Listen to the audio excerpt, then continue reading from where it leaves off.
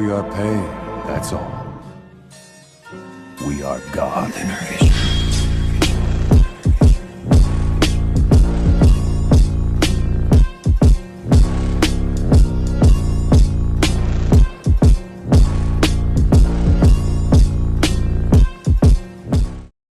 Yo guys! This is part 5 of What If Naruto was sent to another dimension. A different custom. A different language. A different time.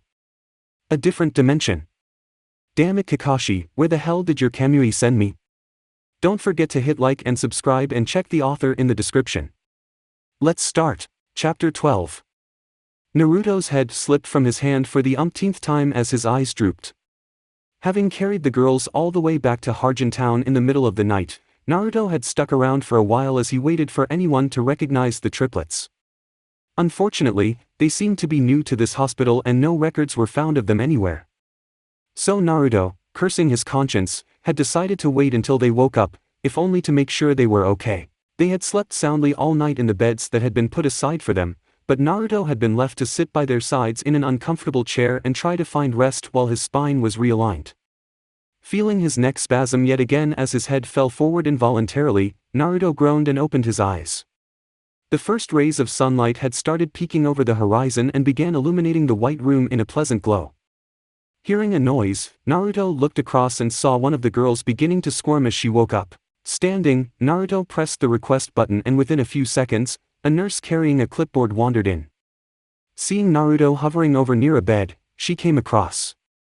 "Is everything okay?" Nodding, Naruto pointed at the pink-haired girl. "Yeah, I just think this one's about to wake up. She was pretty restless just a moment ago so I thought I'd call you." Nodding, the nurse began flitting around her patient, checking vital ops and other things as the girl continued to come out of her slumber. Standing back as the nurse gently pushed past him, Naruto watched as her eyes flickered before opening slowly, revealing a sleepy emerald green. Smiling happily to himself, Naruto waited for the nurse to finish her rounds. The girl watched on in confusion before finally speaking up in a soft voice. "Where am I?" Pausing, the nurse looked down at her with a comforting smile. "You're in the Harjin Town Hospital. Seems you and your sisters there have had a bit of a rough night." Turning her head to the side, the girl saw the two peaceful bodies of her siblings as they too began to rouse. Looking back up at the nurse, she frowned.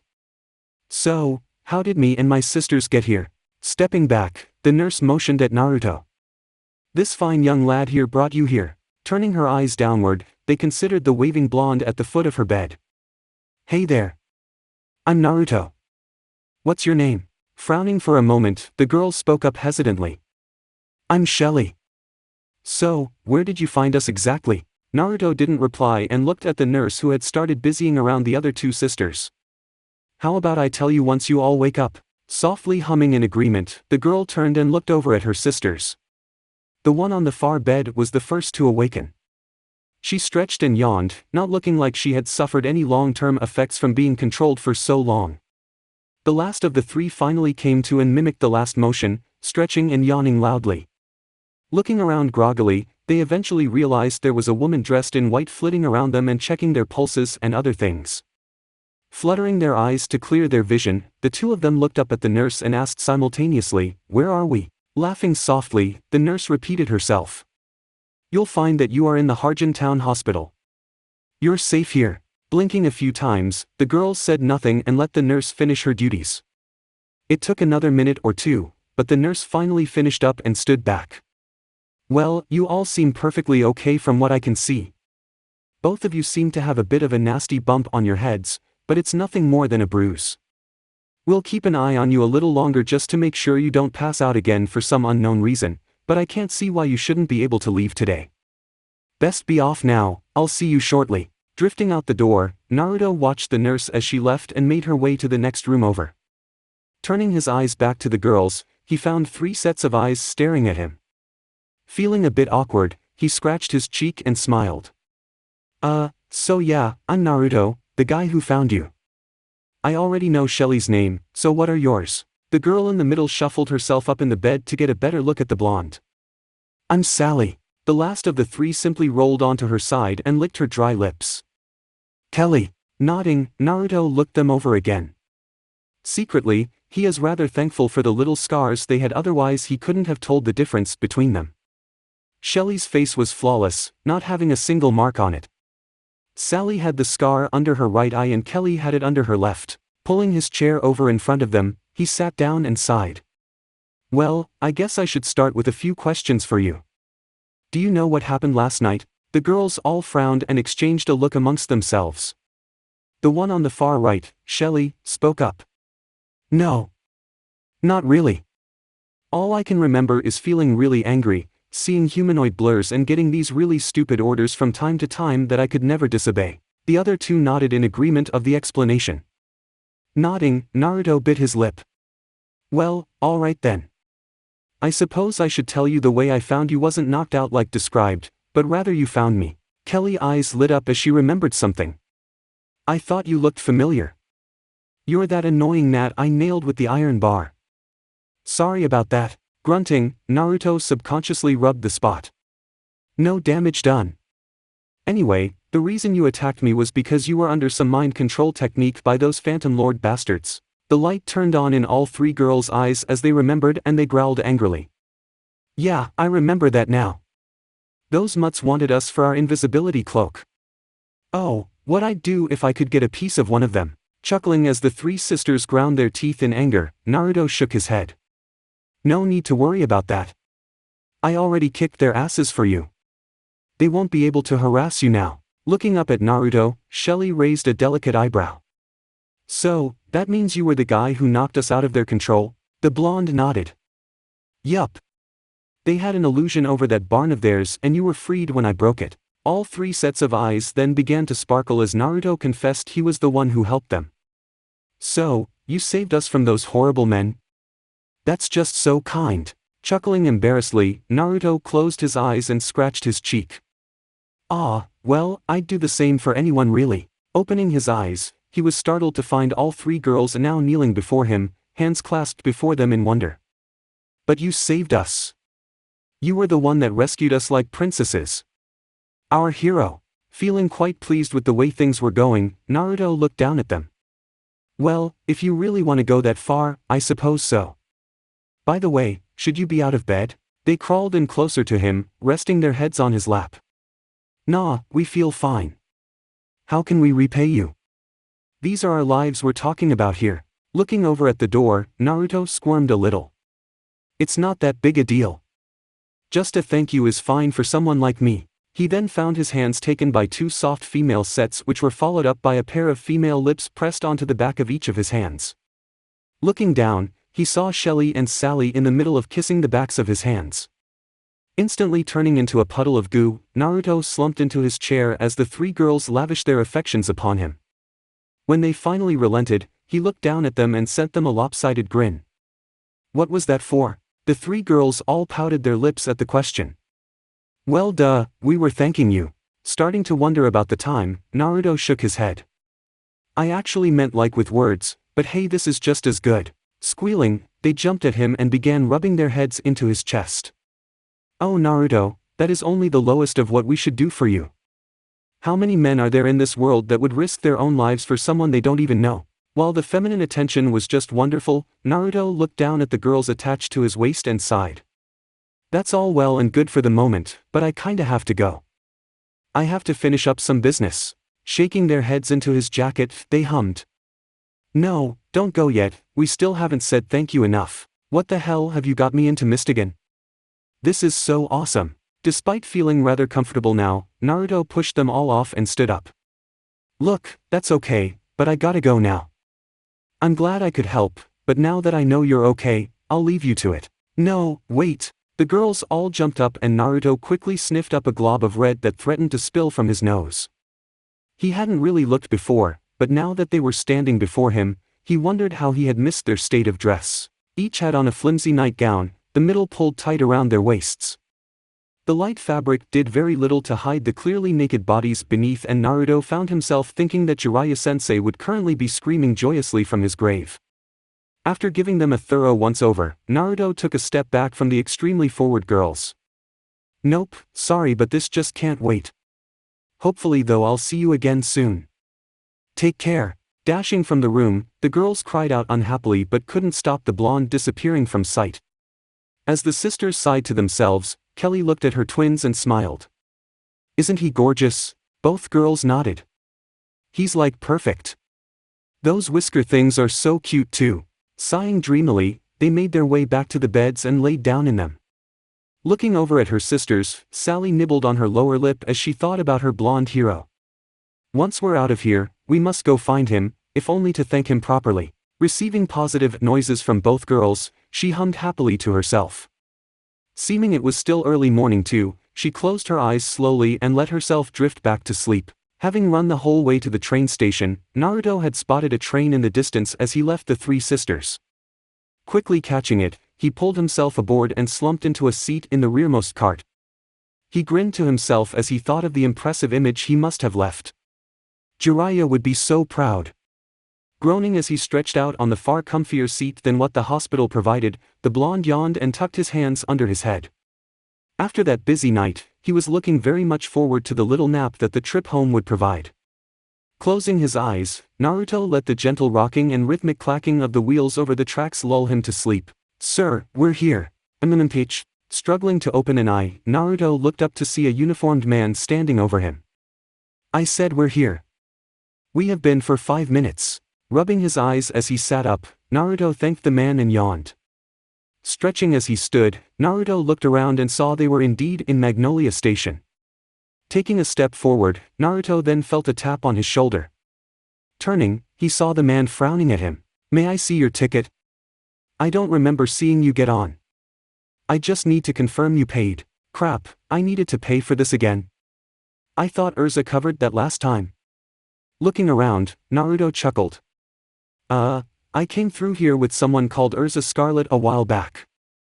I think she must have paid for me." The man's eyes widened and he shivered involuntarily.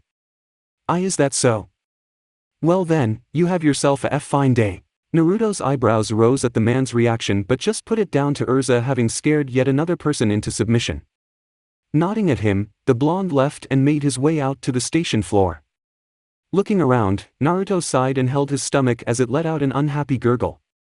Ignoring the amused glances from the passengers around him, Naruto rubbed his tummy and started walking. Having made his mad dash from the last town, he'd totally forgotten breakfast. Smiling to himself as he thought of Mirajane's delicious cooking, Naruto took to a light jog down the streets to make it back to the guild sooner. Walking in through the guild doors, Naruto observed the usual layabout members and made his way to the bar. He got a few calls from some of the other guild members to which he waved at awkwardly. Sliding into a seat at the bench beside Kana, Naruto looked around for the white-haired barmaid. "So how'd things go for you? Catch up with Misty?" Looking over at Kana, Naruto nodded. Considering how much of a gossip guild fairy tale seemed to be, Naruto wasn't surprised that Kana knew of his trip. "Yeah, I managed to catch him. He didn't know anything interesting though." Raising the ever-present barrel to her lips, Kana took a massive swig of the liquid within before dropping it to the bench. "I'm surprised you managed to. That weird guy is like the hardest person ever to track down. I've never tried, but I know people who have." Looking around a bit more, Naruto nodded absently. "Yeah, I suppose. You just gotta be fast, that's all." "Hey, question, have you seen Mirajane around?" Smirking, Kana nodded. "Oh, yeah, I think I can say that I have." Raising an eyebrow at the vague answer, Naruto turned to face the brunette. "Mind telling me where?" Unfortunately for Naruto, a set of sharp fingernails jabbed into his sides and he let out an unexpected shriek as they buried into his flesh. Spinning around, Naruto glared at the now located Mirajane who was laughing into her hands. "What the hell did you do that for?" Sticking her tongue out at him, Mira walked around to the front of the bench. "That's just payback for making me grubby when you hugged me. Be happy I didn't do something worse." Grumbling to himself, Naruto conceded she had a point. Still, this wasn't the end of it. No one got a prank over Uzumaki Naruto, no matter how small. Storing away his well-natured grudge for later, he looked up at the smirking girl and sighed. "Alright then. Well, I was wondering if you can get me some food while I was here? I haven't eaten since last night and I am like, super hungry." Dropping her barrel, Kana's eyes twinkled deviously and turned to the mass of humans behind them. "Oh, listen up. Naruto's gonna have lunch, but hasn't eaten since last night. Bets on how many bowls he's gonna eat will be taken now. Several sizable sweat beads formed on Naruto's head as he heard a clamber of tables and chairs as people rushed forward. Looking at the group as it rapidly grew, he resisted the urge to slap his face with his palm. Oi, oi, oi, just what am I here? Looking back at Naruto as she took wads of cash, Kana grinned and handed back notes with their guesses on them. Can you blame us for wanting to place a few bets on your eating habits? If it wasn't for the success of this guild, you'd have eaten us out of house and home. So just hush and get started on what you do best. I'll even give you a cut from what is collected. Sending the girl a flat look, Naruto just shook his head as she called out again for any last-minute bets. Seeing a bowl of warm, steaming soup before him though made him forget the rabble behind him. Smiling up at the barmaid, Naruto sent her a thankful nod. You're the best, Mira. Laughing, the girl just clasped her hands in front of her waist. Oh, it's nothing. I mean, hopefully I'll make a few jewels off of you, so do your best for your favorite Mira. Naruto's eyes thinned as he realized Mira Jane was just as into this as the rest of the guild. Ah well, free food is free food, no matter what angle you look at it from. Grabbing the spoon beside the bowl, Naruto tucked in. Sighing as he finally set down the unlucky spoon, Naruto patted his distended stomach as he breathed a sigh of relief. That had been his first serious eating session since arriving in this weird world, and didn't it feel good? Plates were stacked up all around him, and through the blissful haze of a full tummy, Naruto could hear the last of the tallies being counted. The group had thinned significantly as over half the group left once Naruto passed his 12th serving. The food had continued flowing though, and after his 19th bowl of delicious who-knows-whats, he had finally stopped his feasting. Opening an eye a bit, Naruto watched as Kana greedily counted the earnings she had made off of him. Granted, she had to fork out a bit to the victors, but there was a considerable amount left over for her. Feeling him watching her, the girl looked over at Naruto and smiled gaily. Well now, thank you so very much for that.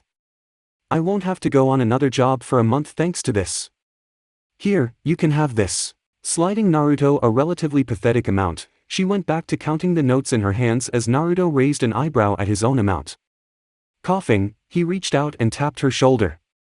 Don't you think I should get a little more than this? I mean, I was the one doing all the work and all. Chuckling, Kana deftly pulled her bikini open just enough so that she could slide everything in between the flesh and fabric. So sorry, but that's all I can spare. I got my drinking habit, I gotta fuel. You can come try get some more though if you dare. As she lifted the fabric, Naruto tried to catch a glimpse of something interesting but failed to spot anything before the fabric snapped back into place. Growling, Naruto narrowed his eyes and brought his hands up in the ram seal. Bad move, taunting a guy who can turn into a chick. Naruto then went up in a puff of smoke and out of it dived his female counterpart, tackling Kana to the floor and beginning a wrestling match with the tall woman in an attempt to grab the money hiding within her bikini top. The thin crowd quickly thickened again as the members of the guild realized what was going on, the males cheering them on in the hope of seeing something naughty, the girls just keen to see a good fight. It didn't last too long though, as Naruto easily overpowered Kana and slapped her hands to the floor and sat down on her stomach. Now, are you gonna give me what I earned, or will I have to do something drastic? Looking up at Naruto, the brunette smirked and swayed her chest around a bit. Grab it yourself if you want it that badly. Kana then started laughing, thinking she had called his bluff, but shrieked when a hand slipped under her top and grasped the money. Looking up with a furious blush on her face, she eyed up Mira Jane, who was counting through the money she had just grabbed. Mira Jane. That's cheating. Humming happily, she pulled out a few hundred jewels which she pocketed. She then slipped the remaining amount back under Kana's top and smiled as the girl squealed again.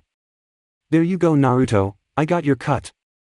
You can let her go now. The blonde girl stared up at her vacantly, not quite believing what she had just seen. Going up in a puff of smoke, Naruto returned to his original form and stood up. Kana just grumbled something from the floor and pulled herself to her feet, dusting herself down and returning to her keg.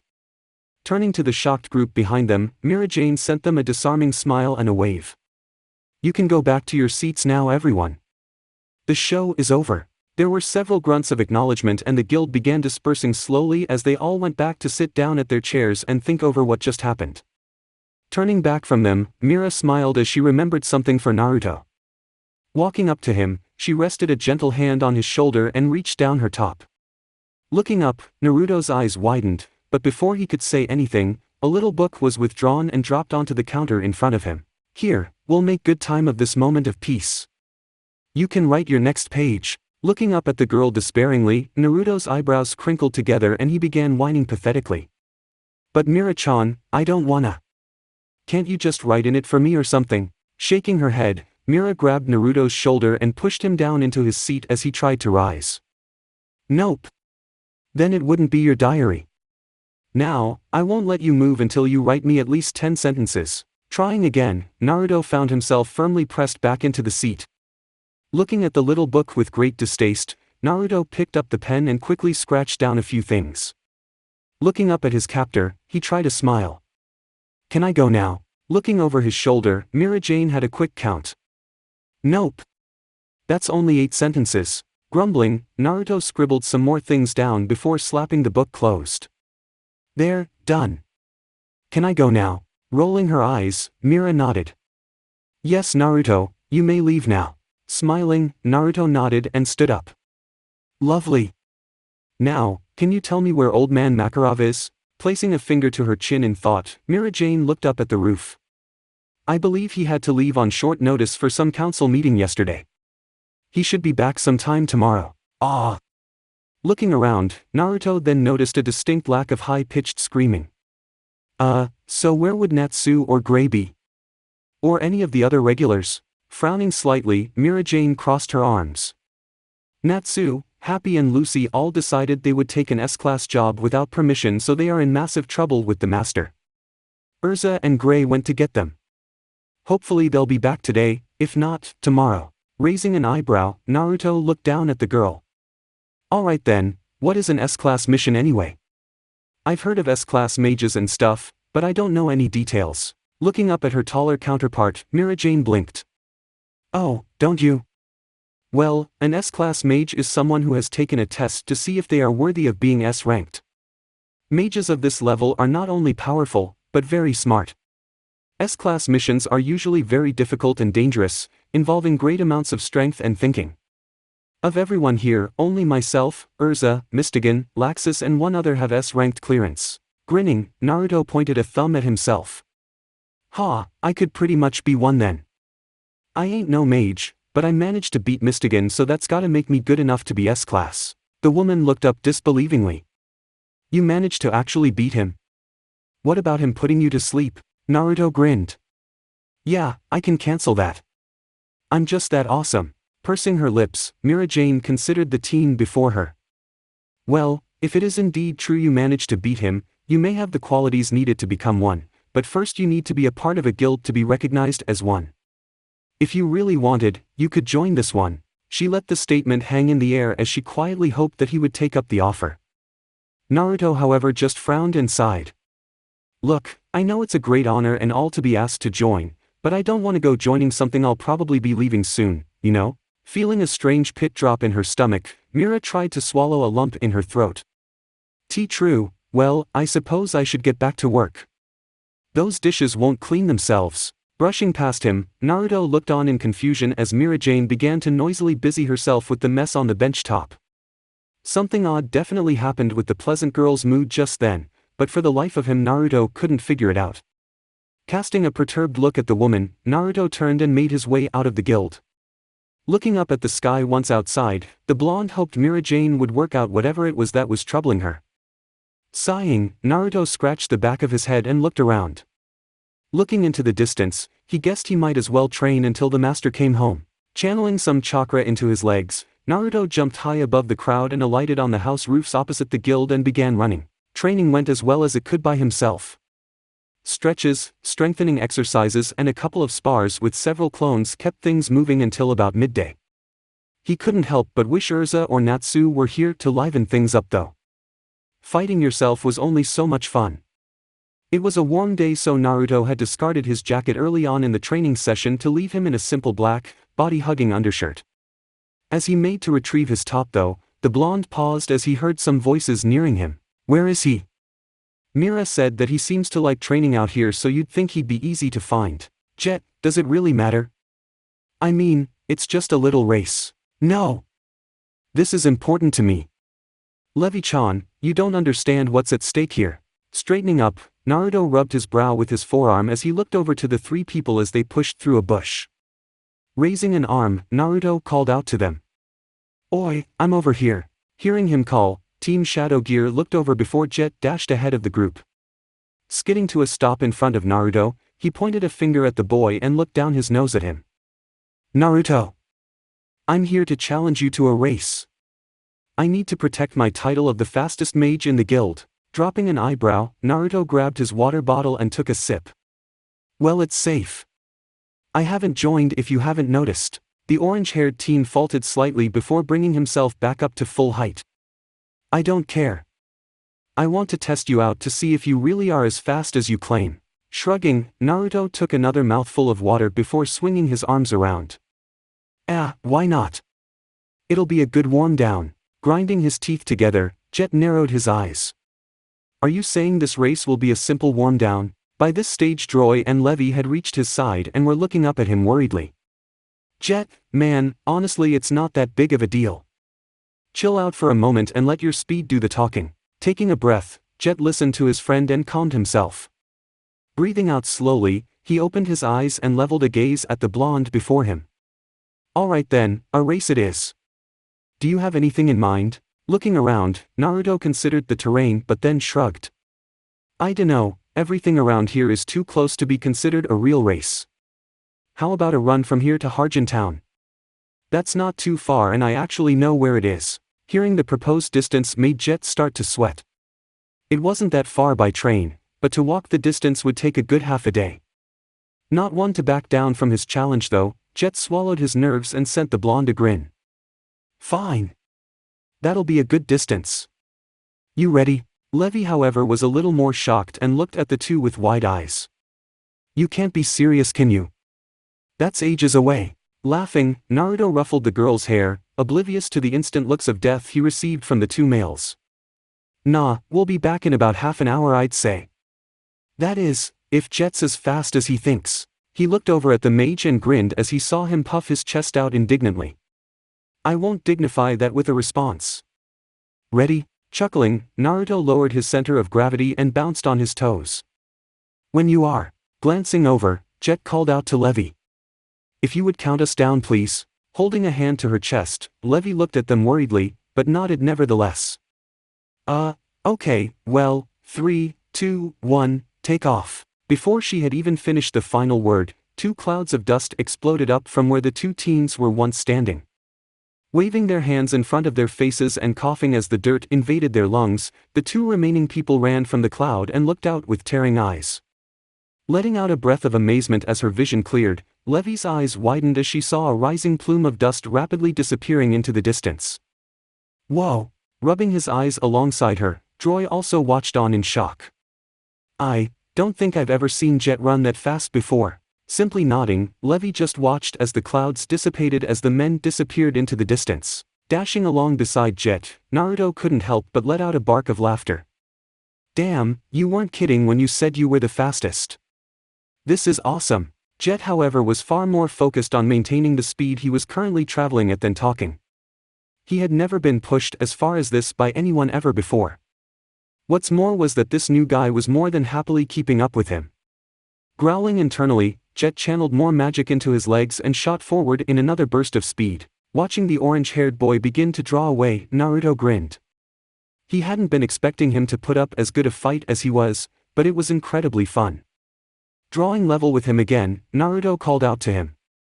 "So, still think you can beat me?" "Course I do." Grinning, Naruto let Jet draw ahead once again as Harjin Town appeared in the distance. A train shot past them on the tracks at a blinding speed as they passed it heading back to Magnolia. Looking over his shoulder at it, Naruto chuckled. Definitely sitting on that for a bit on the way back. Reaching the train station a minute later, both teens dug their heels into the ground and began skidding towards the building. Jet spun over so his toes were digging in and began running against the ground, kicking up stones and dirt as he fought to reverse his motion. Naruto instead jumped into the air, landing solidly on the stone wall and kicked off it powerfully, instantly regaining all his speed as Jet struggled to catch up. Dipping his head low, Naruto shot forward to catch up with the train that had passed them earlier. It took a little bit, but he drew within range of it and jumped high over it, alighting on the roof. Wiping his cheek, Naruto turned and looked back over to see where Jet was at. There was a dust cloud steadily drawing closer and Naruto smirked when he saw the teen's face. "Oi, that's cheating." Holding his hands out, Naruto shrugged and shouted back, "No it's not, I was just waiting for you." Jet growled at the taunt and summoned up every bit of magic he had to shoot past the train at a very impressive speed. Raising a hand to his eyes, Naruto whistled as he rapidly drew ahead.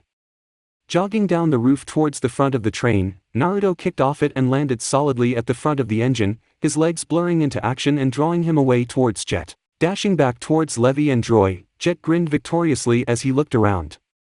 That try-hard Naruto wasn't anywhere, and to top it all off, Levi would finally recognize him as the best.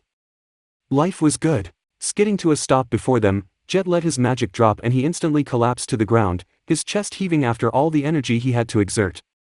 Looking up at his teammates, he gave them a shaky thumbs up as Naruto jogged up to them. "H-ha! Looks like I won." Joy gave him a weak high five and patted him on the back. "Sure did. I didn't know who was gonna win that." Turning to look at Naruto, Joy frowned a bit when he realized Naruto was only mildly out of breath. "Why aren't you tired?" Laughing, Naruto scratched his cheek and sighed. I'm kind of a stamina freak. There are only like 1 or 2 people from home who can keep up with me." Jet did awesome to do that. Patting his mate on the back again, Joy nodded. "You're damn right he is. No one can match his speed." Laughing, Naruto shook his head. "You can't think about it like that. There will always be someone who will come along and be faster, stronger, more agile or more anything than you. You just gotta keep training so that it happens less." Looking to the sky, Naruto noted it was now close to mid-afternoon. Looking down at the team, Naruto gave them a wave. "Well, I gotta go eat.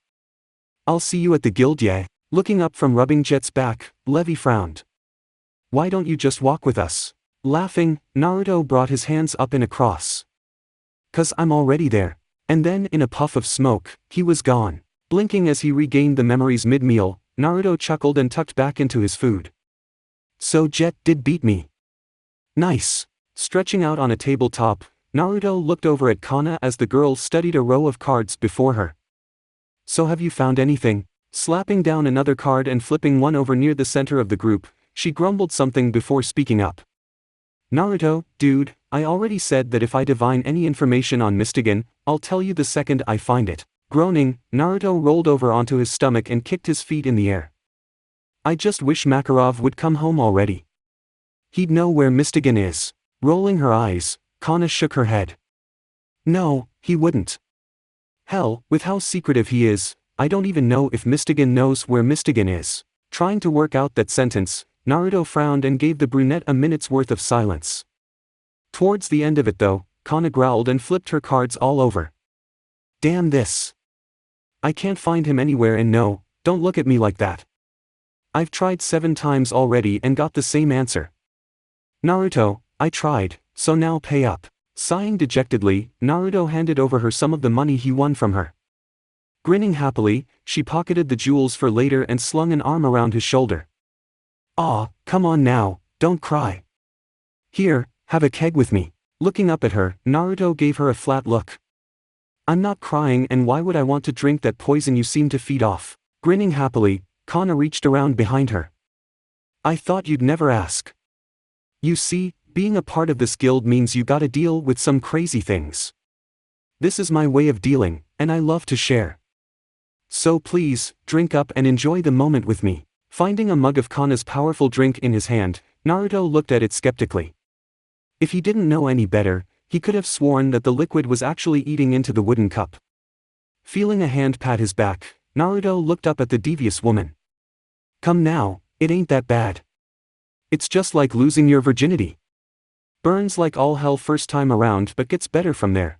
Naruto's eyes widened and he looked down at the broth before him. He hadn't even thought to compare something like that to this, but found it probably wasn't too far from the truth. "Come now, drink. Unless, you're scared, that is." Growling, Naruto snapped a look up at her. Glaring at the drink, Naruto threw it to his lips and chugged the whole lot in one mouthful. Finishing it off, he let out a loud cough and smacked his chest a few times. He had been ready for the burn, but not quite as intensely as that. He did however earn a clap from his companion as she regarded him with a strange look of respect. Well now, you gotta be the first person I've ever seen destroy a cup of that first time around without spewing it up everywhere. I'm impressed. Naruto imagined that if bat piss had a taste, this would be it. The warm burn in his stomach however was rather pleasant and he smacked his lips a few times. That was disgusting. Got any more? Laughing loudly, Naruto found his cup refilled. Naruto my boy, I'd say we are gonna be good friends. Hiccuping, Naruto looked into his cup as he found it suspiciously empty again. When he found out who was drinking all his stuff, he was gonna bring down all hell on their heads. It was quickly refilled by Kana though and all thoughts of bodily harm disappeared from the blonde's mind. Thanking the woman, Naruto began to sip on it again. It was strange being drunk because Naruto had the fox in his gut to contend with. Jiraiya had once tried to get the boy blind beyond comprehension, but the rate at which the alcohol was burned off was staggering. However, whatever this stuff was that Kana was giving him was powerful. If he guessed correctly, he wagered that it was probably 125% alcoholic. Despite this though, it didn't stop the buzz from fading rapidly once he stopped for a break. Looking over to the woman who started all this, Naruto raised his cup to her. So, how come you don't seem drunk? You drink this piss daily by the boatload, and yet you don't even have a flush to show of it. What's your secret? Grinning, the brunette raised her cup in return. Practice my dear. When you've been drinking as long as me, you have a pretty good tolerance for it. Nodding, Naruto went to take another sip but found his cup empty. Slamming it down on the bench top, he growled and looked around. Alright, who the hell keeps drinking all my stuff? The surrounding mages all laughed and shook their heads while Kana just poured him some more. That would be you. You just don't realize it. Finding it full again, Naruto relaxed. Oh, okay. Well, tell him I'll fight him if he does it again. Rolling her eyes, Kana just nodded. Sure thing champ. Yawning, Naruto looked around and sighed. You know what? I don't really want to leave here. It's nice. No wars, no fighting, well, nothing too serious, and it's just nice. Looking over at him from the bench, Myra's ears pricked as she heard him start talking about his home. Wiping a cup down one last time, she placed it on the drying rack and walked over. So why don't you, Naruto? Sighing, Naruto leaned back on the table and dropped his mug on the top. Well, there's like this super freak who's bent on controlling like, the whole world and stuff. I can't just let that fly so I gotta go home. Not to mention I got this one friend who's super stupid and trying to kill Konoha. I gotta beat the hell out of him so I can put some sense back in his head. Besides, all my other friends are there and I miss them. Kana raised an eyebrow but stayed silent as Mira sat down beside him. Well, if you do go home and fix all that, might you come back? I mean, I know a few people who'd miss you here. Smiling to himself, Naruto looked down at the girl as the haze over his mind lifted. Yeah, I'd like that. I just gotta try fix this stuff at home before I can come back here, you know? Smiling sadly, Mira Jane nodded. I guess so. Do you know how long it might take? Rubbing behind his neck as the last of the effects of alcohol left his system, Naruto groaned. I really don't know. Not too long hopefully, maybe only a couple of years. Oh, okay. Falling silent, Mira Jane just took to looking at Naruto as he yawned again. Scratching his head, he looked down at himself and sighed.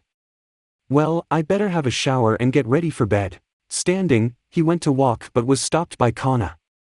Hey, if you wanna actually sleep in a real bed tonight, you can stay at my place. She topped the suggestion off with a sexy wink.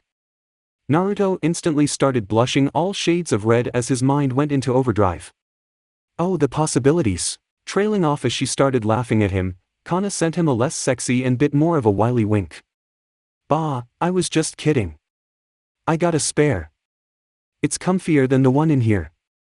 However, if you are thinking of that though, I wouldn't say no to a cuddle. Sending her a wink of his own, Naruto turned his back on her. And how would you like that cuddle? As a male or female? I assure you, either works fine with me. Hearing the girl splutter as she took another mouthful from her mug, Naruto wandered away with a laugh and chalked one up to himself. The morning light slipped through the window above and slowly filled the room with its soft, inviting light. As it slowly spread its warm tendrils across the room, it finally alighted on Naruto's face and began to wake him. Moaning softly to himself, he pulled one eyelid open and looked around the room. It was a fairly sparse area, the walls a simple white with a plain set of shelves in the corner holding a few old tatty books. Stretching in the bed, Naruto pulled himself up and found himself looking down at a light pink blanket that was dotted all over with slightly darker pink spots. Raising an eyebrow as he pulled his legs from under it, Naruto hadn't expected Kana would be one of those kind of girls. Stretching as the sunlight warmed his back, he stood up and walked out through the door. Wandering out, he found Kana in a set of blue pajamas with little gold stars all over them. She looked up at him with a smile as she chewed on a piece of toast. Morning sunshine, sleep well. Nodding sleepily, Naruto stifled a yawn and scratched his head. Yeah, it was great, thanks. Though I wasn't expecting a pink blanket of all things in your house. Shrugging, the woman took another bite. I got it as a present from a friend years ago. Not quite my style, but I couldn't throw it out, so it lives in there now. Nodding, Naruto reached out for the piece of toast that was offered to him. Taking a bite, he looked over at the woman and frowned. Seeing his face, Kana leaned in. What's wrong? Coming back from his thoughts, Naruto blinked several times and looked up into her eyes. Nothing much, I was just surprised actually that you cover up more when you sleep than during the day, that's all. Rolling her eyes, Kana chuckled. Yeah, I get that. Though if it helps put things back in character, I got nothing on underneath. She chuckled as Naruto then tried to blow the piece of toast he was chewing on back out his nose. Coughing, he managed to swallow it and sighed once done. You're an unusual girl, you know that? Laughing happily, she nodded. Yeah, I get that too. But hey, it keeps life interesting. Smiling, Naruto finished off the last mouthful. It sure does. At least I don't feel too weird now just walking out in my boxers. Standing, the tall woman collected the plates. I don't mind. I'm actually surprised Gray is the only one who wanders around like that. You could start a trend or something. Shaking his head, Naruto grabbed the cup of milk placed before him and chugged it. Wiping his mouth, he looked up at the woman. Nah, I like my orange too much. Brings out the color in my eyes, you know. Turning to head back to his room, he then felt a hand pat his backside. Spinning around, Kana was leaning back from the deed with a naughty grin on her face. Brings out other parts of you too. Raising an eyebrow, Naruto looked from his bum to her hand. She just sent him a wink and pointed at his room. Off you go now. Don't want to be late getting to the guild. Shrugging, the blonde just accepted that he was more awesome than he gave himself credit for and wandered off to get dressed. Standing out the front of her house, Kana locked the door and slipped the key into her pocket. Turning to look down at Naruto, she smiled. So, shall we head on over? Seeing him frowning though, she walked down. What's wrong? Casting an eye over at her, he clicked his tongue. Something doesn't feel right. Everything's too quiet. Coming to stand beside him, she looked around and nodded. Yeah, you're right. Normally there are heaps of people running around here by now. Humming distractedly, Naruto began walking at a brisk pace. Come on, let's see if anyone else has noticed. The two of them looked up in horror at the sight before them. A crowd had gathered around the base of the guild, but it wasn't hard to see what was wrong. The entire guild building had been punctured through with over 10 massively thick iron bars, the beams each easily being several meters in thickness and close to 25 in length. Staring up at them in shock, Kana looked around and saw Mira Jane standing back, a downcast look on her face. Running over to her, she grabbed the smaller girl's shoulders and shook her gently. Mira Jane, tell me, who did this? Looking up into Kana's brown eyes, her bottom lip trembled slightly. Phantom Lord. Chapter 13. Naruto sighed as he looked around at the crestfallen guild members. He was currently sitting at a table near the back of the basement by himself, watching the listless men and women quietly talk amongst themselves. This was easily the quietest he had ever seen the mages of fairy tale and he couldn't blame them. Makarov had turned up not too long after Naruto and Kana had and promptly ordered everyone downstairs. Once there, he had told the outraged mob before him to shut up, sit down and do nothing. His reasoning behind it was that any guild cowardly enough to attack them in the middle of the night wasn't worth their time. So long as everyone was okay, he was fine with that. Now, Naruto could easily see the old man's point, but it still didn't sit very well with him. The memory of arriving in the Dust Bowl that was once Konoha was still fresh in his mind, so Naruto knew exactly what everyone was experiencing, only this time around they had been forbidden to fight back. It was immensely frustrating, but the guild would be repaired soon enough and the attack would fade into the past. Hearing the telltale tapping of soft shoes, Naruto looked up at a distressed Mira-Jane as she approached him. His features softened somewhat and he sent her an encouraging smile as she struggled to meet his gaze. "Hey, what are you doing over here?" The girl sighed and she tried to smile. "It didn't work." "Well, I thought if I just keep myself busy and try keep people's minds off everything, I could help the guild still feel somewhat normal, you know? I saw you over here so I thought I'd just see if you wanted anything." Naruto didn't really have any need for anything right now, but he saw this as the girl's stress outlet. Yeah, I'm actually pretty thirsty. Would you mind getting me a couple of big jugs of water?" Looking up in mild surprise, Mira-Jane paused. You really want that much water?" Nodding, Naruto tapped his pocket. "Yep. I want to store some for later when I go out training, so a few jugs would do well." "So, do you want a hand or are you alright?" Shaking her head, Mira-Jane tried another smile. "No, I'll be okay. I'll be back shortly." Smiling sadly as he watched her turn away, Naruto leant back into his chair and looked to the roof. He really didn't want to be stuck in here all day because all the negative emotions in the guild would drive him over the edge and he'd go break something. While taking his anger out on the nearest Phantom Lord Guild segment sounded incredibly tempting, Naruto couldn't justify it beyond revenge, and that was everything Jiraiya-sensei and Nagato had worked towards eliminating. Hearing a chair bumped, Naruto looked down and saw Mira-Jane expertly traversing the obstacle course of tables and chairs while holding up several liters of water with each arm. Once she made the table, she dropped it all and sighed in relief.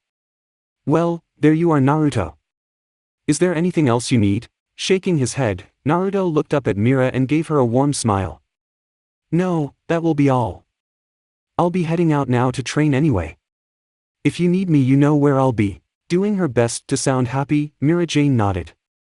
"Okay. Well, you have fun and I'll see you this evening, yeah." Grinning, Naruto reached out and lifted her chin up with one finger so her eyes met his. "You sure will. And don't you worry either, everything will be fine before you know it. I promise." Mira then finally smiled a smile that reached her eyes. Not saying anything, she just nodded and turned to grab the empty water jugs.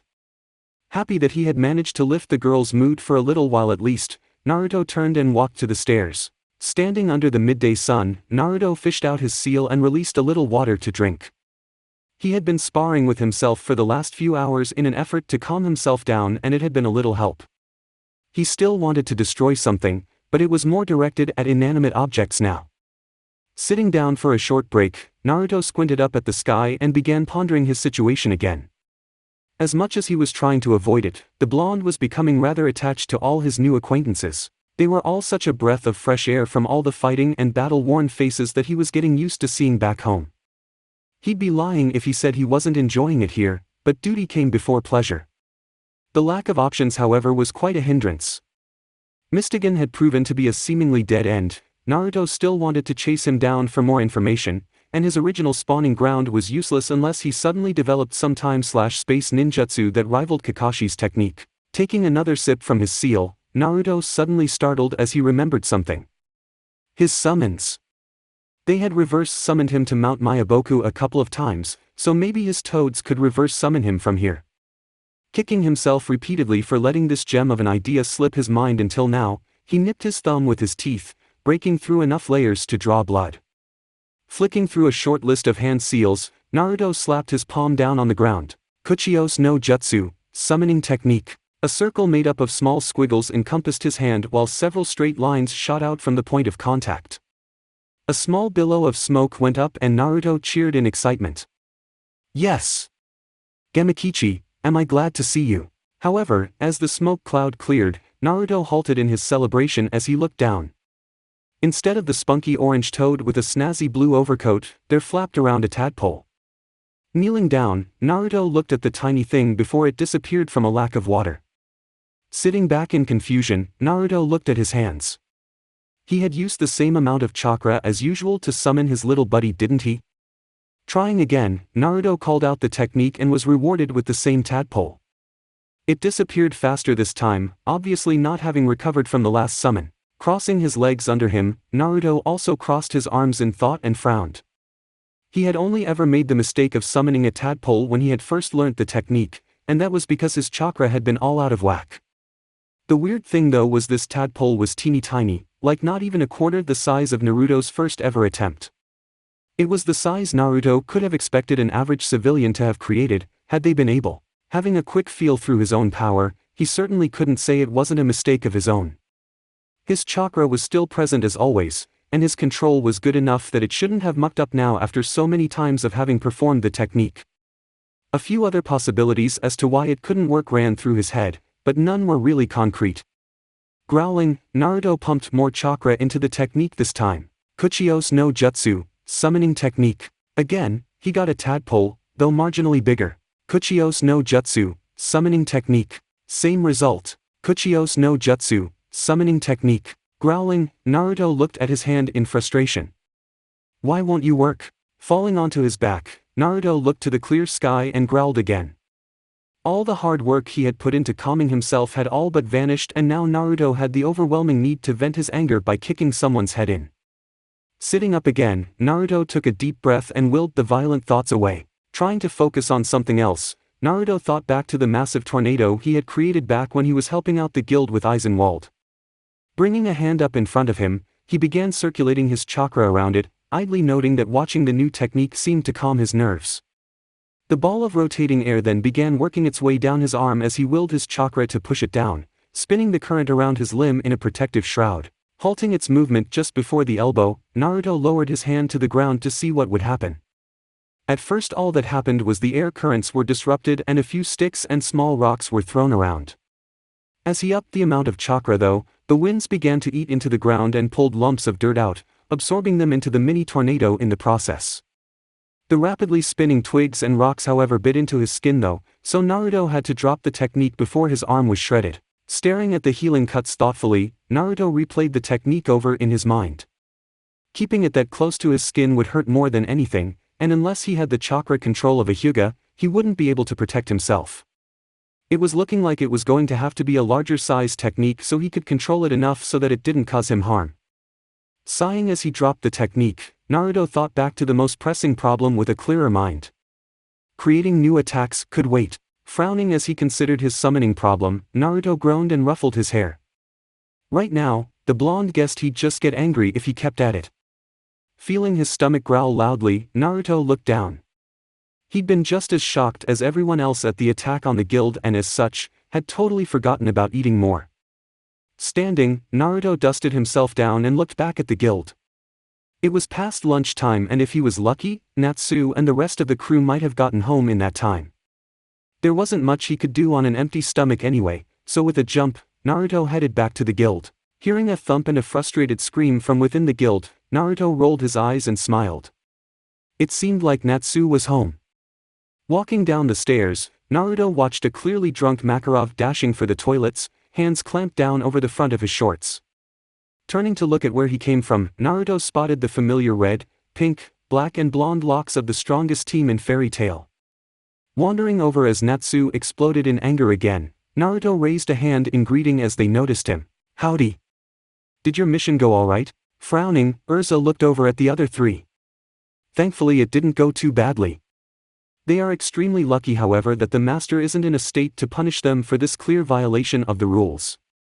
I'd do it myself but he told me not to bother. Interrupting Urza completely, Natsu bounded over and landed mere inches from Naruto's face, his volume level deafening. Naruto! Did you see the bastards that did this to our guild? Where are they? Not giving Naruto a chance to respond, Urza reached out and grabbed Natsu by the collar and then threw him forcefully into the wall. She looked over at him in annoyance as he slid down the surface. Honestly Natsu, learn some manners. I was talking first, so wait your turn. Besides, I doubt Naruto saw anything as he was asleep just like everyone else when this happened, correct? Turning to look at the blonde, she saw him nod. Yeah, Kana offered me a comfier bed last night so I stayed at hers. Overhearing the conversation, it was Lucy's turn to butt in, her cheeks flushed as her mind wandered. See Kana's? But I though you two had only just met. Nodding, Naruto grinned. Yup. It was super soft so I had a great sleep. Lucy then kind of drifted away as her face flushed even hotter, the girl mumbling something under her breath as she overheated. Turning his attention back to Urza, Naruto shrugged. So yeah, I saw as much as everyone else. She nodded knowingly and looked over to Natsu as he groaned and held his nose.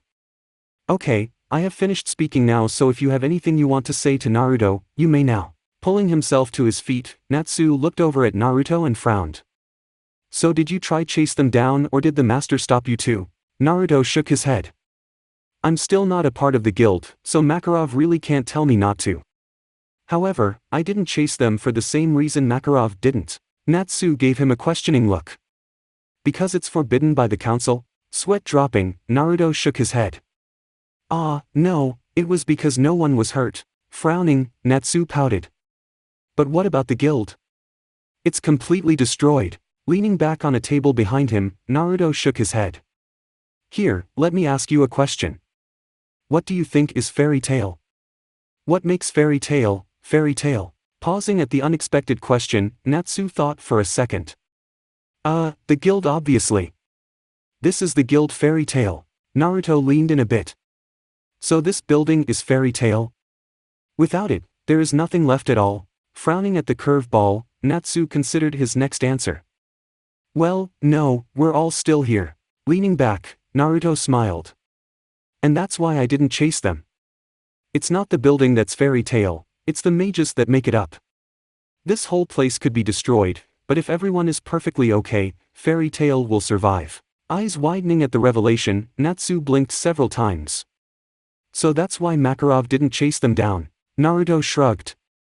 I'd say that's a part of it, but that's definitely my reason. Now at a bit of a loss for words, Natsu looked over at his companions and frowned. Do you guys think the same? Seeing Urza and Gray nod, he smiled. Well it's about time you caught on, you wet ember. Freezing at Gray's taunt, Natsu looked over dangerously. Care to repeat that you glorified excuse for a puddle? The boys were now butting heads, and it didn't take long before it all degraded into a brawl and several people were dragged in. Naruto, Urza and Lucy had all taken a step back before the fight started and were watching on as it grew. Leaning into her two powerful friends, Lucy looked at the mass worriedly. Guys? Did you want to leave before we get sucked into that? Naruto shrugged while Urza hummed thoughtfully. I suppose it would be good to go for a walk. We can stop at a restaurant and get some food if you'd like. Naruto's stomach decided to make itself known and let out a mighty roar of neglect. Yeah, I haven't eaten anything substantial all day. Let's go. Wandering back into the guild an hour later, Naruto, Urza and Lucy looked around the group. It seemed that the fight Gray and Natsu had managed to restore some form of normality to the guild, and light chatter seemed to have filled the empty air. Walking over to the bar, Naruto sat down with a sigh and patted his now full stomach. Damn, that was good. What was it called again? Still not quite able to believe how much he had consumed, Lucy sat down carefully beside him. So, do you mean the name of the restaurant you basically ate out of business, or the actual food? Burping happily, Naruto looked over at her. The actual food. Placing a finger to her lips, Lucy frowned. Well, it started off with a roast meal, followed up by a steak and chips, then a flying fish, then a bowl of ice cream, and then I kinda lost count as the meals blurred into one. Conceding her point, Naruto grinned happily. Well, it was delicious, all of it. We'll have to go back again. Looking down at her half-empty wallet, a few tears escaped Lucy's eyes. Next time, I won't help pay for the meal. You can get a job and pay for it all by yourself. Nodding but not saying anything, Naruto smiled happily. She was just as soft as Iruka-sensei. She'll buy him another meal yet. Hearing a loud clap ring across the room, everyone's heads turned as they saw the master rise to his feet on top of his table. Alright you bratty lot, shut up for 1 second. I was just discussing matters over with Mira Jane and we decided that everyone should stay together for the next couple of nights. Things are still fresh in everyone's minds, and as a precaution in case some rogue Phantom Lord member is still around, everyone should stick together, at least for a week. Hearing a murmur of approval, Makarov folded his hands behind his back. So everyone, stay together with your team and pick one member who you will stay over with. That is all. Sitting back down as the group began to whisper amongst themselves, Naruto looked over at Urza and Lucy. Leaning in, Lucy frowned slightly. So who will you stay with? Blinking a few times, Naruto shrugged. I'm not sure. I don't even really have to, since I'm an outsider. Besides, I'm easily strong enough to handle some punk-ass wannabe mage who's dumb enough to try his luck with me. Just then, Lucy and Urza both looked up and Naruto sensed a familiar presence approach him from behind. Turning, Naruto sent Mira Jane a smile. Why hello, it's been a while. Rolling her eyes, Mira playfully slapped the back of his head. Hush up, will you? I'm actually coming over to ask if you would be willing to stay with Kana again. She doesn't really have a permanent team, so if you could stick with her for a bit, that would be just great. Shrugging indifferently, Naruto nodded. Yeah, why not? It's not like I'll be staying with anyone else. Hearing a squeak, Mira looked over and saw Lucy blushing up a storm as she looked over at the tall woman currently sinking a barrel of strong liquor. Raising an eyebrow, she nudged Naruto. What's wrong with Lucy? Naruto just grinned. I think she thinks me and Kana shared a bed last night. Looking down at Naruto, Mira pursed her lips slightly. Did you? Looking up at the girl, Naruto smirked. Nah, but it's funny watching her struggle. Oh. That could have been kinda hot if you had though. Snorting as he choked on his own spit, Naruto spun around to glance at the departing barmaid and watched as she sauntered away, a cheeky giggle reaching his ears. Not allowing this to go unpunished, Naruto slipped from his chair and followed her. Tailing her as she wandered from table to table, Naruto eventually got within range and waited. The second he saw her bend down, he jumped and held his top out. Mira! Hearing her name so close behind her, the startled girl stood up with her head and upper body going straight up the inside of Naruto's jacket. She screamed in surprise and began beating at the fabric as Naruto peeked down his collar. Seeing his target come into view, Naruto flipped his shirt up over her head and snagged the little book on the way up. Dancing back, everyone within view burst out laughing as Mira steadied herself, looking extremely ruffled. Turning, she tried to glare at him, but her usually upright fringe fell into her face and she sneezed as it tickled her dainty nose. Laughing loudly, Naruto breezed in and ruffled her hair some more before running away with the frustrated girl crying out after him. Finding himself sitting out the front of Kana's house, Naruto sighed and looked up at the setting sun. He really was growing fond of everyone here, despite his need to get home. Looking down at the book in his hand, Naruto flipped it open and looked through it. Blank pages stared back up at him and Naruto closed it with a snap. He was about to tuck it away when he thought back to his summoning dilemma. Raising an eyebrow, Naruto looked around. Seeing no one, he slipped the small pen from the spine and opened up to the third page. Hesitating, the pen hovered above the page for a bit before he started writing down his thoughts for the day. Quickly finishing up, Naruto snapped it shut and tucked it away. What he wasn't expecting was the amused snort just in front of him and he jumped. Well, how about that, you gone and got yourself a diary? How cute! Looking up at a smirking Kana, Naruto blushed and crossed his arms. It's not a diary. Besides, Mira Jane is making me do it. Raising an eyebrow, Kana walked forward. Oh? Well, where's Mira Jane to make you write in your not diary? Spluttering, Naruto stood up. Well, she said that I had to or else, Databeo. Looking over her shoulder, Kana let out an amused squeal. Databeo? Now that is just adorable. Blushing harder, Naruto stomped his foot. Shut up. Laughing, Kana opened her door and walked in. Yeah. So, you coming in? That night went fairly smoothly with nothing too unusual happening. They ate, conversed, watched a bit of TV, bid each other goodnight and went to sleep in their separate beds. Everything went smoothly until the morning, the only hiccup being when Naruto jolted awake after a dream in which he turned into a bug. By that stage though, the sun had already started peeking over the horizon, so Naruto decided that he'd crawl out and get breakfast started. Staggering into the kitchen, his bleary mind noted that Kana was still in bed. Yawning as he got started, Naruto fished around in the cupboard and fridge for anything that resembled food. Starting up some bacon and eggs, Naruto looked over at Kana's door. She had let him stay here 2 nights in a row and hadn't asked for a jewel in return.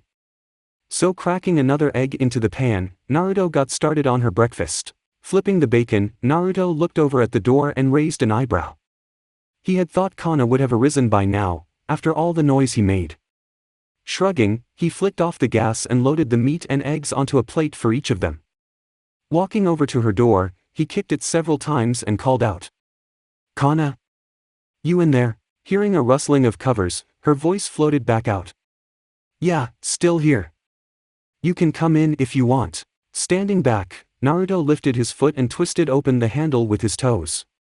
Kicking it open, he wandered in and saw Kana tucked under her covers, lying with her hands crossed behind her head, her masses of long brown hair covering her pillow and quilt. She looked up at him through sleepy eyelashes and smiled as he walked in, balancing the two plates. Breakfast in bed? I was hoping for it but thought it to be just a dream. Thanks for making my dream come true, beautiful. She winked at him and blew the blonde a kiss. Naruto just smirked and sat down beside her. He placed the plate on her stomach and shrugged. Well, what am I meant to do? You let me stay here while you pay for the place, so it's the least I can do. Nodding, the brunette grinned up at him. Yeah, I'd say so. You can stay here for as long as you want though, if this is what I can wake up to every morning. Snorting, Naruto picked up a piece of his meal and stuffed it into his mouth. They then fell into silence as they ate, each comfortable in the other's presence. Finishing up, Kana sighed and stretched her arms above her head. Well now, thank you very much for that, but I best put some clothes on before we head out. Looking down at her, Naruto cocked an eyebrow. Wait, you do have underwear on under there, yeah? Stretching out her long, unclothed arms, she wriggled her eyebrows. Does it look like it? Naruto shrugged. I dunno, I don't have X-ray vision, though right now it's sounding like it'd be pretty awesome. The girl simply sent him a smile and rested her hands on the top of the quilt. Looking at the smooth skin, Naruto let his gaze drift down to the curves hidden beneath the covers. Giving her a once-over, he finally nodded to himself. Yup. X-ray vision right now would be totally amazing. Laughing, Kana handed him her plate and pushed him off the bed. Yeah, I know a lot of people in the guild that would love to have that too, both men and women. Now scat, I gotta find my undies. Pausing to look once more at the teasing brunette, Naruto sighed and walked through the door. Close it. Pouting, Naruto pulled the door closed with his foot as Kana chuckled from inside her sanctuary. Standing outside as Kana pulled the door closed, Naruto looked around. Seeing less than the usual amount of people, Naruto frowned. Not again. Seeing his temporary roommate wander down, Naruto called out to her. Kana, let's hurry. I have a feeling something else happened. Looking around, Kana frowned. But why? There are still people around, though not as many as usual, I'll admit. Naruto shook his head. No, I've learned to look out for something like this. Something is definitely up. Let's hurry. Reaching the guild, the duo looked around as they tried to spot anything out of the ordinary. Nothing seemed to have changed though, except for a number of quietly spoken people around them, all glancing at the two. Deciding it was time to be straightforward, Naruto walked up to the nearest person and tapped her shoulder. Hey, what's all the whispering about? Instantly finding it awkward to speak, the woman's eyes flicked from Naruto to Kana and back again. Well, actually, I'd rather not tell you, just go see for yourself. It's at Southgate Park. Nodding, Naruto thanked the lady and walked back over to Kana. How fast are you? Stalling at the direct question, Kana raised an eyebrow. I ain't bad, but I have nothing on someone like Urza or Jet. Scooping the surprised girl up into his arms with a squeal, she looked up at him in shock as he stared running. Hold on tight then, I'll get us there in a minute. She then squealed again as Naruto leapt to the rooftops. Reaching the park, Naruto dropped a shocked Kana to her feet and marched forward. There was quite a crowd gathered around the base of the massive tree in the middle, shocked and horrified whispers surrounding him as he pushed through. Kana followed closely behind, squinting up at the strange markings on the tree. Naruto's keen eyesight however picked up on what those markings truly were. His fists clenched in anger as he desperately tried to stop images of his friend's home jumping into his mind. It wouldn't do well to go berserk here. Reaching the front of the crowd, Naruto stopped beside Urza, Natsu, Lucy and Gray. Kana gasped as she then clearly saw what exactly was up there. Who the hell did this? The cause for all the commotion was Levi, Jet and Joy. Or more so, the horrific positions they had been forced into. Each had been essentially crucified to the massive trunk of the tree situated in the middle of the park, several large metal bars bent around their arms, holding them up and fastened to the trunk with thick nails. Each member of Shadow Gear was also bloodied, beaten and half-naked. Only a few bare scraps of clothing covered their modesty from the world as they hung there unconscious and broken. Urza then pointed up at a strange drawing on Levi's bruised stomach. It was a symbol that looked like the bottom two-thirds of an eye with two identical eyelashes sticking out from the bottom of it at about a 45-degree angle. From the very bottom of the curve, right under the single dot in the middle of the semicircle, swirled out an odd tail, rather reminiscent of a pig's tail. Phantom Lord did this, that's who. Hearing the crowd parting in quiet murmurs, Naruto looked over to see Makarov walking up towards the tree. The old man took one look up at the bashed bodies of his mages and instantly crushed the staff he was walking with in his hand. Being reduced to a rundown beer lounge I could deal with, but no parent can remain silent after seeing their children's blood. This means war. Turning, the old man looked up at the blonde beside him. Naruto! Get them down for us. We must take them to the hospital. Nodding quietly in well-controlled anger, Naruto closed his eyes and willed 3 clones into existence. They ran from the clouds, up the face of the tree and all grabbed one of the beaten mages and lifted them up, taking the strain from their airways. They then reached out and effortlessly pulled the iron bars from the tree. Unwinding them from each member's arms, they dropped the iron to the ground and gently cradled each of their precious cargo as they descended. Reaching the ground, Naruto nodded to them and looked over to the mages with him. Who can take me to the hospital? Hesitantly raising her arm, a grief-stricken Lucy looked over through tear-filled eyes. I can. Crossing his fingers, Naruto created another clone and it knelt down before Lucy. She sniffed and climbed on before pointing out over the city. It's that way. The 4 Narutos and their passengers then shot off into the sky as they leapt towards the hospital. Watching them leave, Makarov looked at the mages around him. Assemble the guild. We march out in 30 minutes. Barely 20 minutes later, Naruto found himself at the back of a massive number of mages from Fairy Tail heading out to do battle. Urza dropped back to walk beside him. Looking over, the blonde raised an eyebrow. You okay? Urza nodded. I am as well as I could be. How about you? You seem to have a bit of a closer friendship with Levi. Naruto just blinked. I see everyone here as my friend, whether I'm a part of the guild or not. When that happens to one of my friends, the person who did it better watch out. Humming softly, Urza pondered her next question. So, will you be seeking death for those who did this? Naruto shook his head. No. That wouldn't give them the chance to change their ways.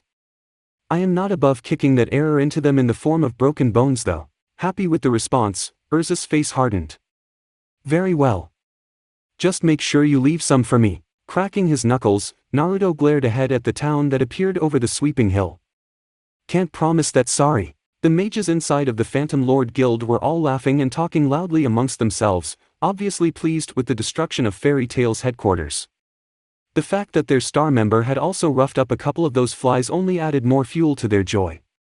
Booze was freely passed around and guild mates swung from one another's arms as they continued the celebration. Their party, however, was dramatically interrupted when a dark rumbling echoed from the other side of the guild's entrance. Most only had the chance to look over before an explosion blew the massive wooden doors from their very hinges, the heavy doors being thrown backwards by the power thrown into them from outside. They collected several Phantom Lord Guild members as they flew across the room, smashing into the far walls and reducing them to nothing but rubble, leaving the unfortunate mages caught in their path unconscious. Looking back at the doors, the guild saw a single pink-haired mage with the fires of hell burning within his eyes staring down at them all. Standing up from his shoulder charge, he stepped in as the rest of the guild began filing in through the front of the building. Suddenly, a thunderous voice filled the area and all looked over to see Makarov literally bristling with unbridled fury and power. We are Fairy Tail. Come at us now. Instantly, the massive room exploded into action as mages began flying at one another, powerful spells being conjured up and thrown across the area with loud booms. However, despite the mayhem, there was a single, unimpressive blonde kid walking forward from the back of the Fairy Tail group, an eerie calm on his face as he looked over the battlefield. Eyeing up one of the closest men, Naruto raised a hand and pointed at him. You! Who was it that attacked the mages? Snorting, the man leered at him. You honestly think I'll tell you losers who just dared to blow off our doors? Before he could even flinch, Naruto was suddenly in his face, cold blue eyes boring down on him. Wrong answer. A thunderous crack sounded out and the man shot backwards like a bullet, slamming through the solid stone walls with a sickening crunch. Looking around, Naruto gazed upon the next closest mage as all those around him looked on in shock. He walked over calmly, seemingly sliding around the various localized fights around him. Upon reaching the woman, Naruto looked into her eyes and repeated his question. Who did it? Whipping out a hand, Naruto caught the incoming fist and glared at the woman. Well? She sneered up at Naruto and laughed. That would be our number 1 mage, Gajeel. Best of luck with beating him, assuming you even find him. Thank you. Gripping the fist tight, Naruto spun and slung the screaming woman across the room. Urza! Hearing his voice above the noise, the powerful woman saw the Phantom Lord Mage flying towards her. Spinning around with a rising back heel, she connected to the hapless woman's face and sent her spinning over to the far wall with a crash. Turning to look back at Naruto, she saw he had disappeared. She didn't have time to wonder where though when several men jumped her with a battle cry. Her eyes flashed and within seconds, all attackers were sent flying backwards, blood shooting out from many deep slices all over their bodies. High above the room, a strange man sat looking down at the chaos with a slightly maniacal glint in his red eyes. Spiky black hair was slicked back over his shoulder blades, revealing a wide forehead and hairless brows. In the eyebrows' place, however, were 3 small studs that ran down to his sharp nose. Again, 3 studs lined each side of his nose, another one located just under his bottom lip and then yet another further down in the middle of his chin. A tight, gunmetal gray vest covered his chest, its lack of sleeves revealing a pair of powerful arms that were casually draped over his knees. 4 studs lined each forearm, his right one covered in multiple scars from battles past. His hands were covered in fingerless maroon gloves, the backs and bottoms covered with studded metal plates. The bottom of the vest then flared out like the bottom of a trench coat from under his pale belt, revealing from the front a pair of baggy beige, full-length pants, tucked into knee-high boots. Finishing off the strange attire was an odd wing-like piece, attached to his right shoulder with a massive stud. Chuckling to himself, he didn't even move when Naruto flickered into view beside him. Casually turning his head, he looked up at the blonde. Well now, I wasn't expecting someone to find me so quickly. Naruto said nothing and just kept staring at the strange man. Eventually though, Naruto spoke up. You are Gajeel, I assume? Grinning, he nodded. That be I. And who might you be? Naruto shook his head. A nobody. You do realize though, that those people you attacked were friends of mine? Standing, the tall man looked down at the blonde. Yeah, course I did. That's the only way to get your pathetic guild into action. Naruto relaxed a bit, readying himself for the attack. Ah, but that's where you're wrong. I have no formal attachment to that guild. At best I am friends with the members. Throwing his head back in a sharp bark of laughter, Gajeel looked down at him with piercing eyes. That ain't what I read this morning, Blondie. Frowning, Naruto looked up at him skeptically. Where did you hear that? Grinning, Gajeel then exploded forward, fist raised high. Why don't you just beat the answer out of me? Swinging forward, the massive man laughed cruelly as his fist buried itself deeply into the blonde's stomach.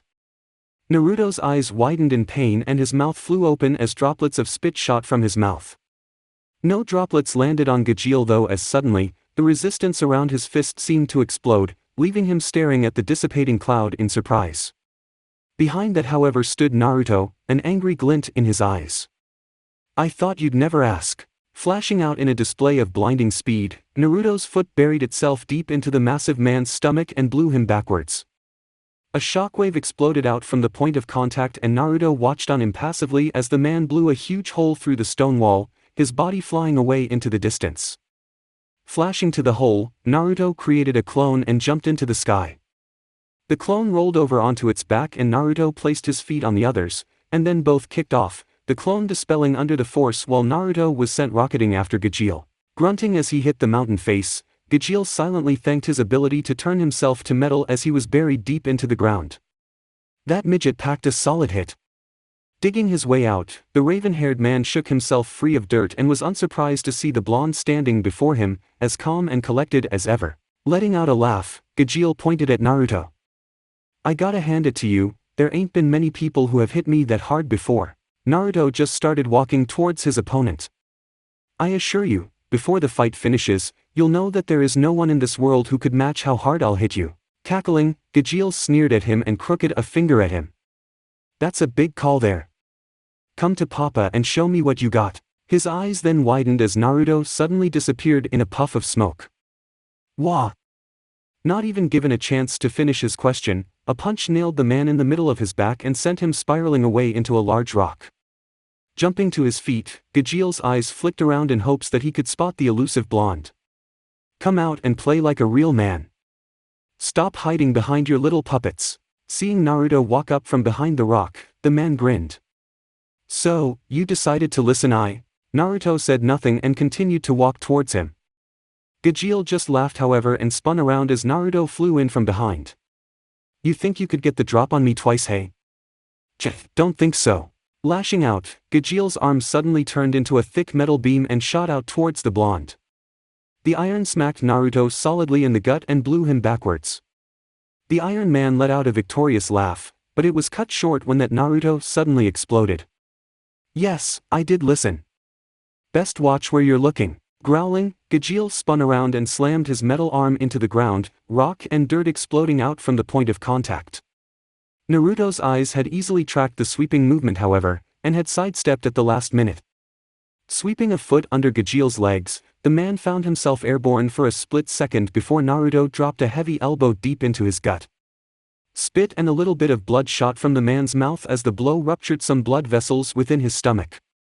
Not a moment later, a loud crunch sounded out as Gajil found himself buried deep in the ground again. Looking up with rage-filled eyes, Gajil focused on the calm blonde above him. Finished. The ground around the Iron Man exploded as he lashed out with powerful arms, propelling him from his hole and up into the air. "Oh, you just done it, boy." Iron Dragon's roar. Inhaling an inhuman amount of air, Gajil brought his fists to his mouth as a bright chrome, magic circle exploded out from around his face.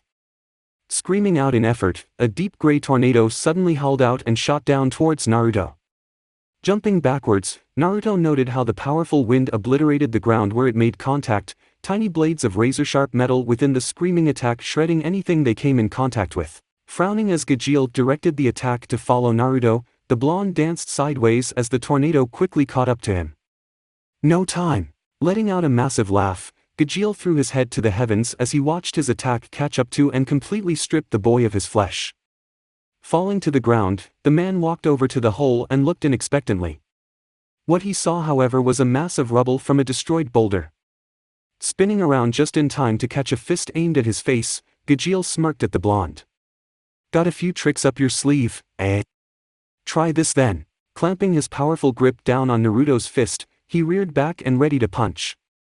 Iron Dragon's club. His arm turned into a pillar again and Gajil lashed out, sinking the arm deep into Naruto's belly. Not happy with that though, he extended the attack, extending his arm out as he pushed Naruto away from him, slamming him deep into the far side of the mountain. Retracting his arm, the pillar returned to normal and Gajil flexed his fingers happily. "Well, looks like you can be hit after all. Got anything to show after that?" He wasn't disappointed when the blonde dragged himself from the hole and looked back at him defiantly. Sneering, Gajil lowered his body into an offensive stance. "Good. I didn't want this to end too soon." Suddenly though, Naruto looked over towards Phantom Lord. Realizing that his opponent must have had exceptional hearing as well, Gajil looked over and saw the entire guild of Fairy Tail retreating from their assault. Letting out a bark of mocking laughter, Gajil pointed at the fleeing mages. "Ha! You see that? That is your guild being completely decimated by our guild. Awesome, isn't it?" Frowning as he watched the mages run from a distance, Naruto only half paid attention to the annoying man behind him. Something bad must have happened, so it would be best to finish up here quickly. Turning to level a glare at Gajil, Naruto flexed his fingers. "Looks like I'll have to end this then." Generating a clone, Naruto held his hand out as the chakra construct began swiping its hands over it. A bright blue ball quickly came to life in his palm and once it was completed, the clone disappeared. Holding the attack out, Naruto stared at Gajil. "Here's a little something for you to remember me by. My name is Naruto, and if you ever so much as touch one of my friends again, I will come for you, I will find you and then I will break you." He then suddenly flashed forward so fast that Gajil didn't even have time to mock him.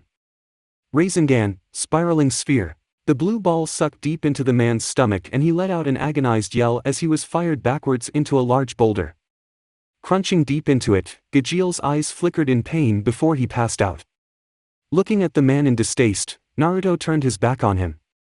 Be thankful that attack wasn't full power. Learn from this and don't come near us again. Running along the cliff face, Naruto then jumped out and fell down towards the members of Fairy Tail. Chapter 14. Landing heavily, Naruto looked up to see the entire Phantom Lord Guild chasing all of Fairy Tail from their guild, their mocking cries raining down heavily upon the fleeing mages. Attacks were still being fired at the retreating guild too, a further insult to injury. Pushing chakra into his legs, Naruto charged forward and rapidly caught up to the guilds. As he passed Phantom Lord, he had to avoid several attacks from their mages as they noticed him. Near the front of the guild though, one man broke away and caught up to him, clearly a speed-based mage. Ducking under the man's surprisingly fast punch, Naruto turned to glare back up at him. Ha! You thought you could get ah? Not sparing him a second thought, Naruto jumped sideways into a backheel strike, the blow cutting short his monologue and blasting the mage back into the mass of people he just ran from. Ignoring the outraged cries, Naruto continued running until he spotted Elfman just ahead of him. Quickly catching up to the hunched man, Naruto looked up. Oi, what's going on? The hell happened to him? A flash of green in the giant's arms had caught his eye, and when he focused, he realized it was actually Makarov. For some reason, the little man's skin was a bright, lime green and looking extremely sickly. He was continually muttering something about his magical power being gone too. Looking over the injured man, Naruto frowned in concern as he realized this was the reason for the retreat. We don't know what happened. Urza just gave us the command to escape, so we did. Hearing the deep voice above him, Naruto looked up and saw a storm of emotions running through Elfman's expressive eyes. Not really having anything to say, all Naruto could do was nod. Well, I'll go talk with her. Be back in a bit. Hearing a worried hum, Naruto took that as his leave and charged up to the front of the group. They had covered a lot of ground and were now at the edge of the town, rough rocks and jagged cliff faces becoming the scenery. Seeing the telltale shock of red swishing around at the front, Naruto ran up beside Urza and looked over worriedly. So, what do you think? Naruto's question died on his tongue as he realized tears were falling from the distressed mage's eyes. She hadn't looked over or even acknowledged him, looking like the world itself had all but fallen apart. Naruto guessed it was taking all her will not to just collapse there and then, if the rate her tears were falling was any indication. Hearing a boom behind them, Naruto looked over his shoulder and realized the group was still being perused by over half the Phantom Lord Guild. Checking back with Urza, Naruto tried again. Did you want me to stall Phantom Lord so you can get away a bit easier? Finally looking over, Urza did her best to look composed. How would you go about that? Sending her a reassuring smile, Naruto let himself drop back. Don't worry about that, I got it covered. You just get out of here with the rest of the guild. I'll be right behind you. Seeing her nod acceptingly, Naruto slowed to a jog as the mages overtook him. Turning to face the Phantom Lord mages, Naruto's eyes hardened and he held his hands out. Go back to your guild now. I won't ask again. Hearing his shout over the thumping of feet and victory cries, the Forerunners just scoffed and laughed as they picked up speed. Us, back down? You're a complete retard if you think we'll just let you lot go. Frowning as the entire charge picked up pace, Naruto crossed his fingers as he slowed to a stop. Kage Bunshin no Jutsu, Shadow Clone Technique. A sudden explosion of thick white smoke disoriented the pursuing guild and their cries of confusion and anger filled the air. There was a sudden staccato of cracks as fists met flesh, and as the smoke rapidly dissipated, eyes widened as they saw what looked like over 40 of those blonde, orange jacket-wearing freaks unleashing hell upon the first few lines of their charge. Several dozen of their members were incapacitated instantly, all of them laid out suffering from severe concussions as well as some sporting rapidly forming bruises. Skidding to a stop, they all looked out over the mass of orange and looked into the cold eyes of the boy down the very back. I told you to go back. Don't make me make you. Hearing his calm voice ring true over the departing thumps of the footsteps of the Fairy Tail Guild, the mages of Phantom Lord quickly calculated their options. Realizing they had all but won by driving out a rival guild from their own, they snorted and spat several curses and insults at the blonde but still backed down. Bah, you bunch of piss-weak maggots better not come back here again or we won't let you escape with your lives next time. Now get out of here before we change our minds. Hearing a rise of agreement, Naruto frowned but all the same dropped his technique. Taking several steps backward, he sized up the possibility of a chase. Seeing most of the mages come forward to check out the downed men and women from the first row, Naruto took one last look at the aggressive guild before turning and chasing after his friends. Naruto found himself at the back of the room again, looking over the frustrated guild members. Various mages were getting bandaged up after taking the brunt of some damaging attacks, their discouraged voices audible over the groans of pain from the others. Mikao and Wakaba, along with a couple other mages Naruto hadn't been introduced to yet, were hunched over a map laid out on a table. From the bits and pieces Naruto could make out, it sounded like they were trying to plan a counterattack. Most, however, were just spotted about here and there, despondent looks on their faces after the recent flood of horrible events. Levi and her team were still in hospital after that brutal attack. The guild was all but peppered with holes, and old man Makarov was in intensive care somewhere with an old medical friend of his. The most surprising and disturbing piece of information, however, came from Natsu when he walked in a few hours later than the rest of the guild, carrying an immensely distressed Lucy on his back. It turned out that the reason for the attack on the guild wasn't because Phantom Lord were just being a pack of unlikable pricks, but because Lucy's own father had put out a mission request to retrieve her any way they could. The initial attack had been a plan to lower their defenses and swoop in and snatch up the girl while they weren't looking.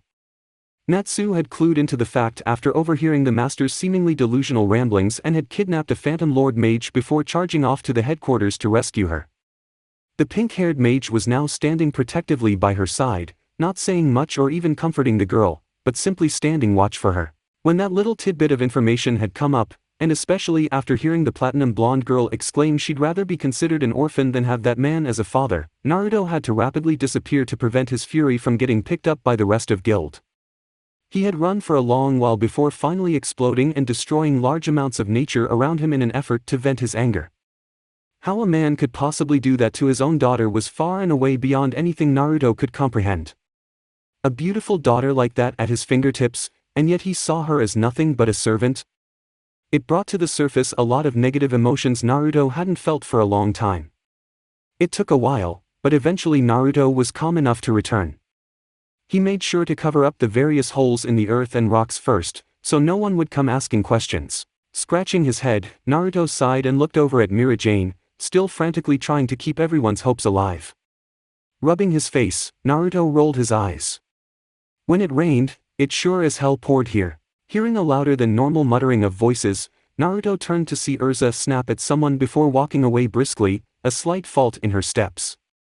Frowning slightly at her departure, Naruto looked around to see no one really make any attempt to follow her.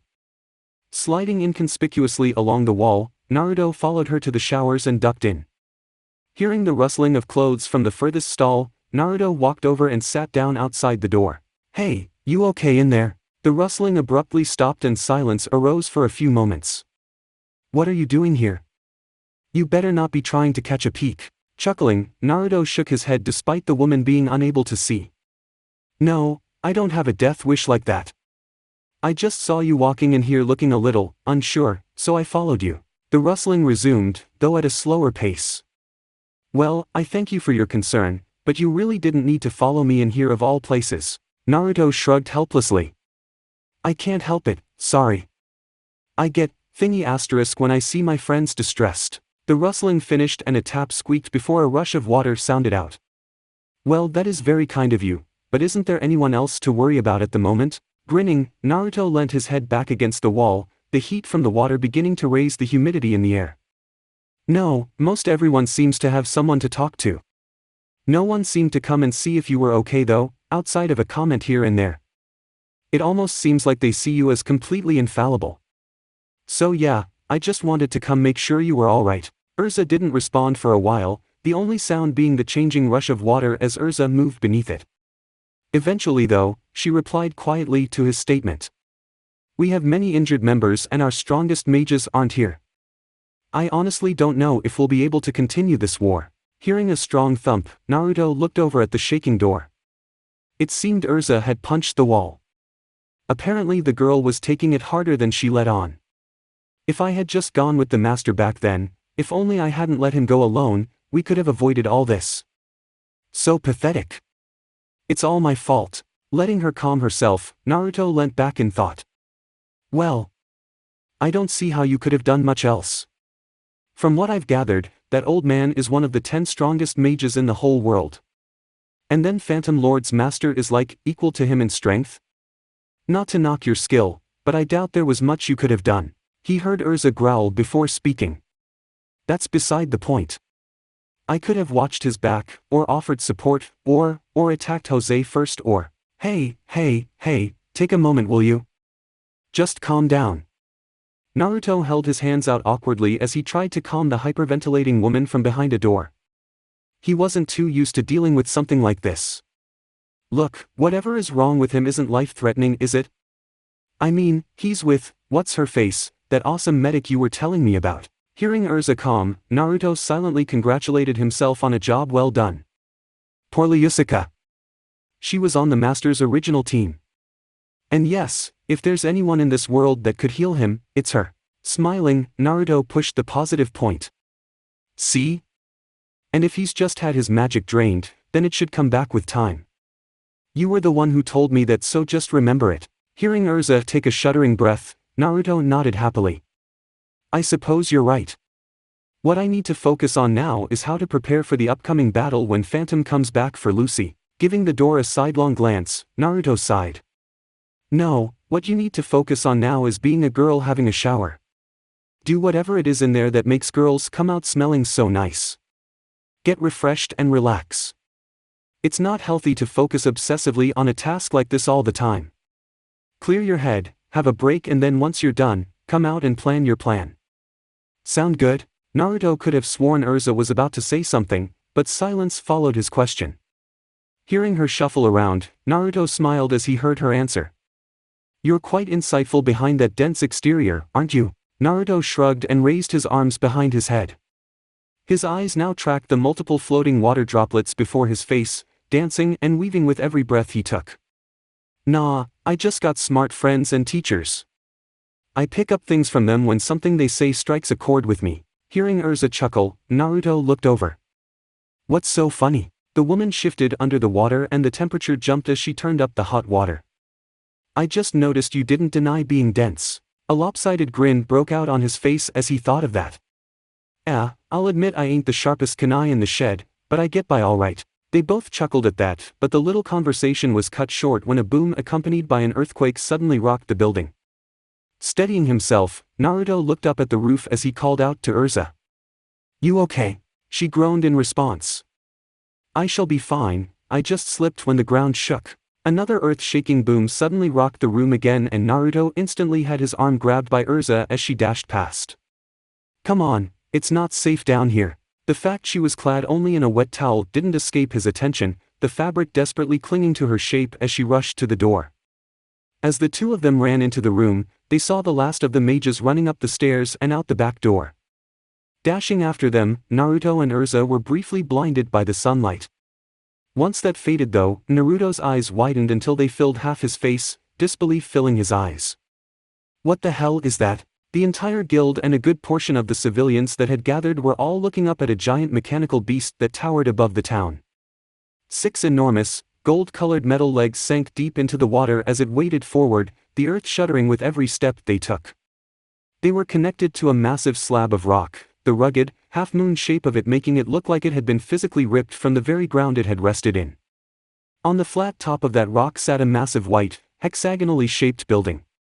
Windows covered its faces, for massive, intricately designed, thin pillars with even more windows in them, protruding upwards from each corner of the slab of rock they were sitting on. Watching on in awe as the gigantic thing walked forwards, Naruto overheard several mages muttering amongst themselves. Is that Phantom Lord? The freakin' guild is walking. What kind of magic is this?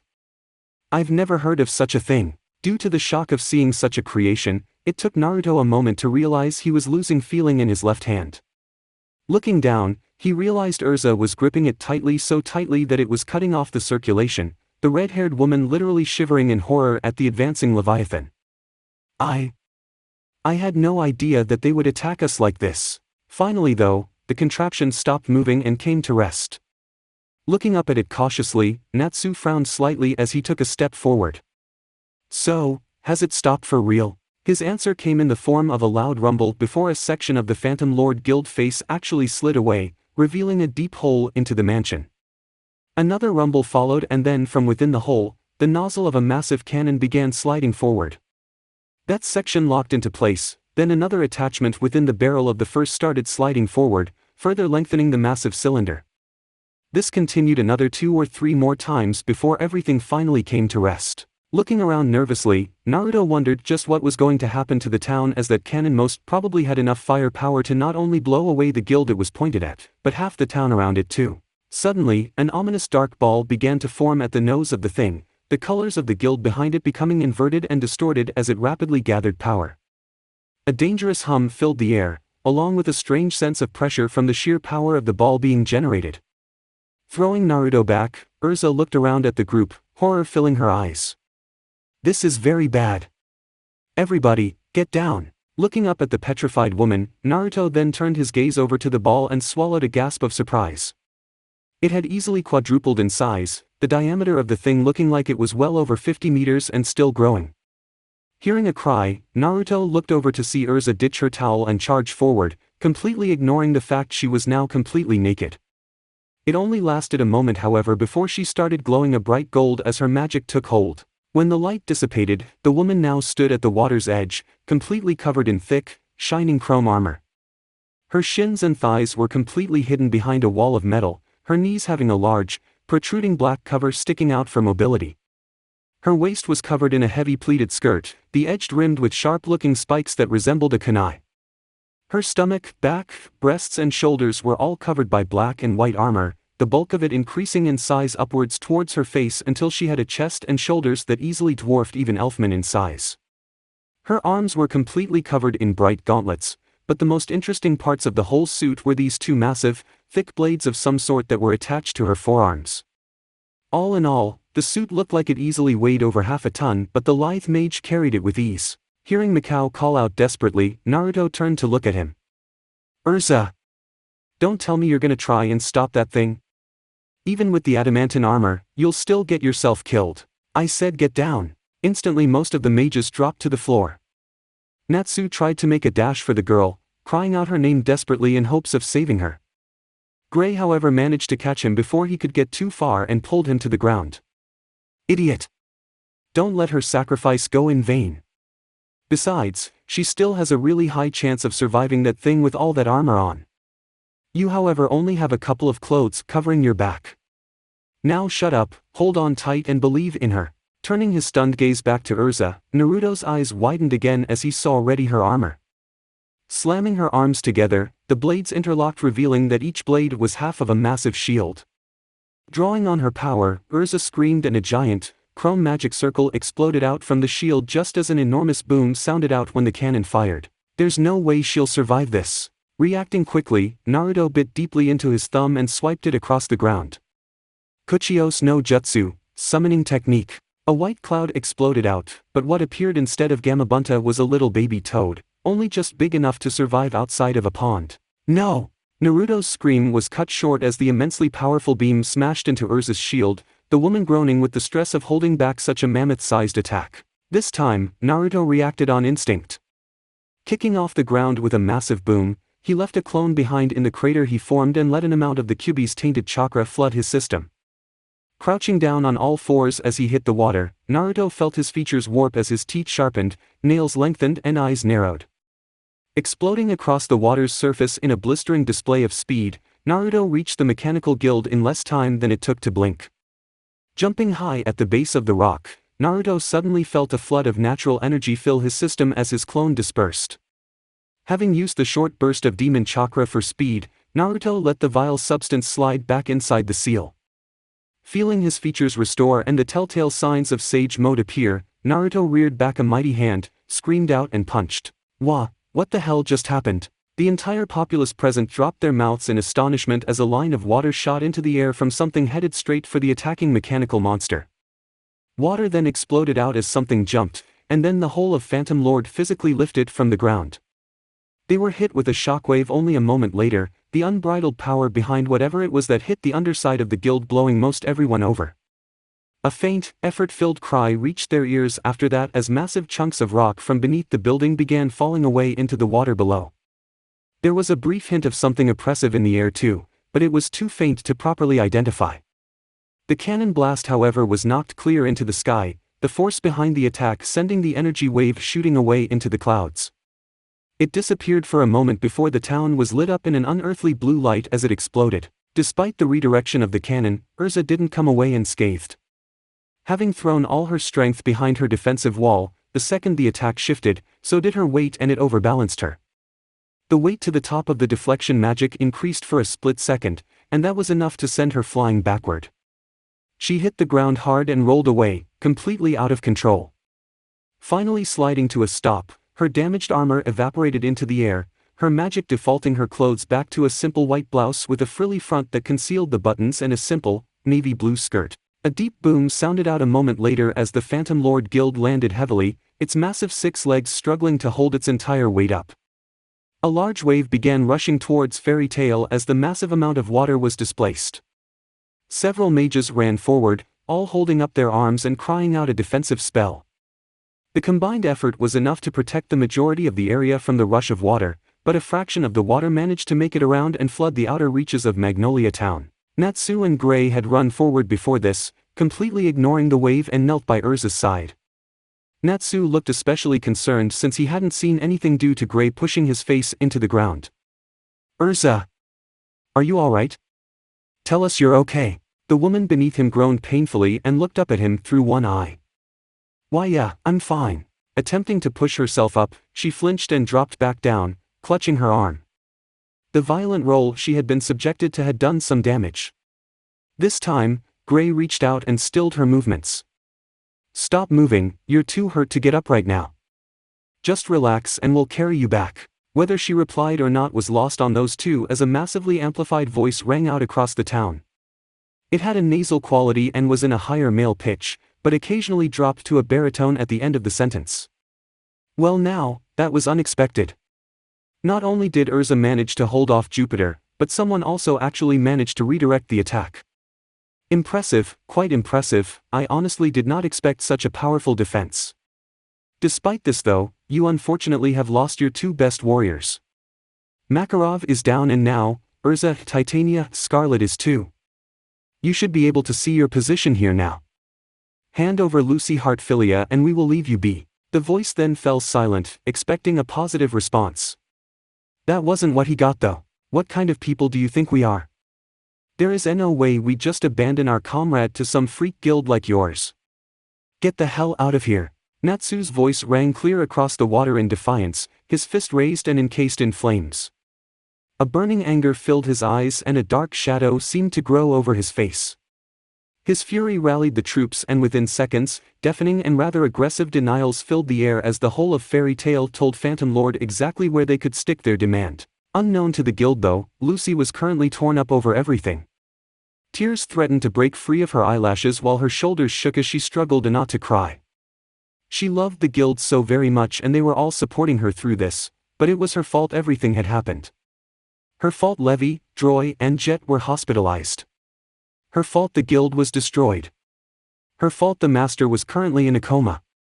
It was all her fault. We'd rather die than hand over one of our own to the likes of you. Urza's defiant cry finally unlocked Lucy's tears and the liquid began running down her cheeks as the mages lifted their voices as one, screaming out in agreement with their current leader. Smashing his foot into the ground, Natsu leaned forward as flames began licking his body, passionate loyalty further fueling his fury. Our answer will never change. We will destroy you. As the noise continued to increase, the amplified voice from before echoed out, rage filling his words. Fine. If that's how you want to play your cards, then we shall simply fire an even more powerful Jupiter at you. Enjoy the last 15 minutes of your lives before we obliterate you all. Finishing up with a click, the guild fell silent as the last few echoing words died. Turning to look at each other, they began muttering amongst themselves. Jupiter again? 15 minutes, that's really not very long to work out how to counter it. Urza can't even counter it again, not after that first shot. Maybe whatever it was that knocked the guild over from before might help again. Wait, what's that? A mage pointed to the sky, her delicate finger trained on some strange, ghost-like apparitions that seemed to be flying out of the windows on the house and aiming right for them. Worried whispers began flowing through the crowd as they watched the things draw near. Hearing the nasally voice speak again, the guild looked up. It seems you are left with one of 2 options, mages of Fairy Tail. Either you die via my soldiers, or you die via Jupiter. Your choice. Bah! Turning to look back, a few mages saw Mikao standing with his hands on his hips. He's got to be bluffing. There's no way they'd shoot their own men. Yes, they would. Ha! Turning to look at the voice, they saw Kana staring up at the approaching army. That's Jose's magic, shade. Those things aren't human, they're a part of his magic ability. Growling, Natsu stepped back beside Kana, eyes tracking the ghosts. So the only way to stop this is by destroying Jupiter? The tall girl nodded. Fighting these things is just a waste of time. There'll always be more to back them up. Grinning, Natsu smashed his fists together and looked up at the cannon. 15 minutes to destroy that then. Consider it done. Running forward, Natsu jumped off the edge of the dock. Happy, sir. Swooping in, the helpful little cat caught his longtime friend and sent them rocketing into the sky. Elfman, we'll go help.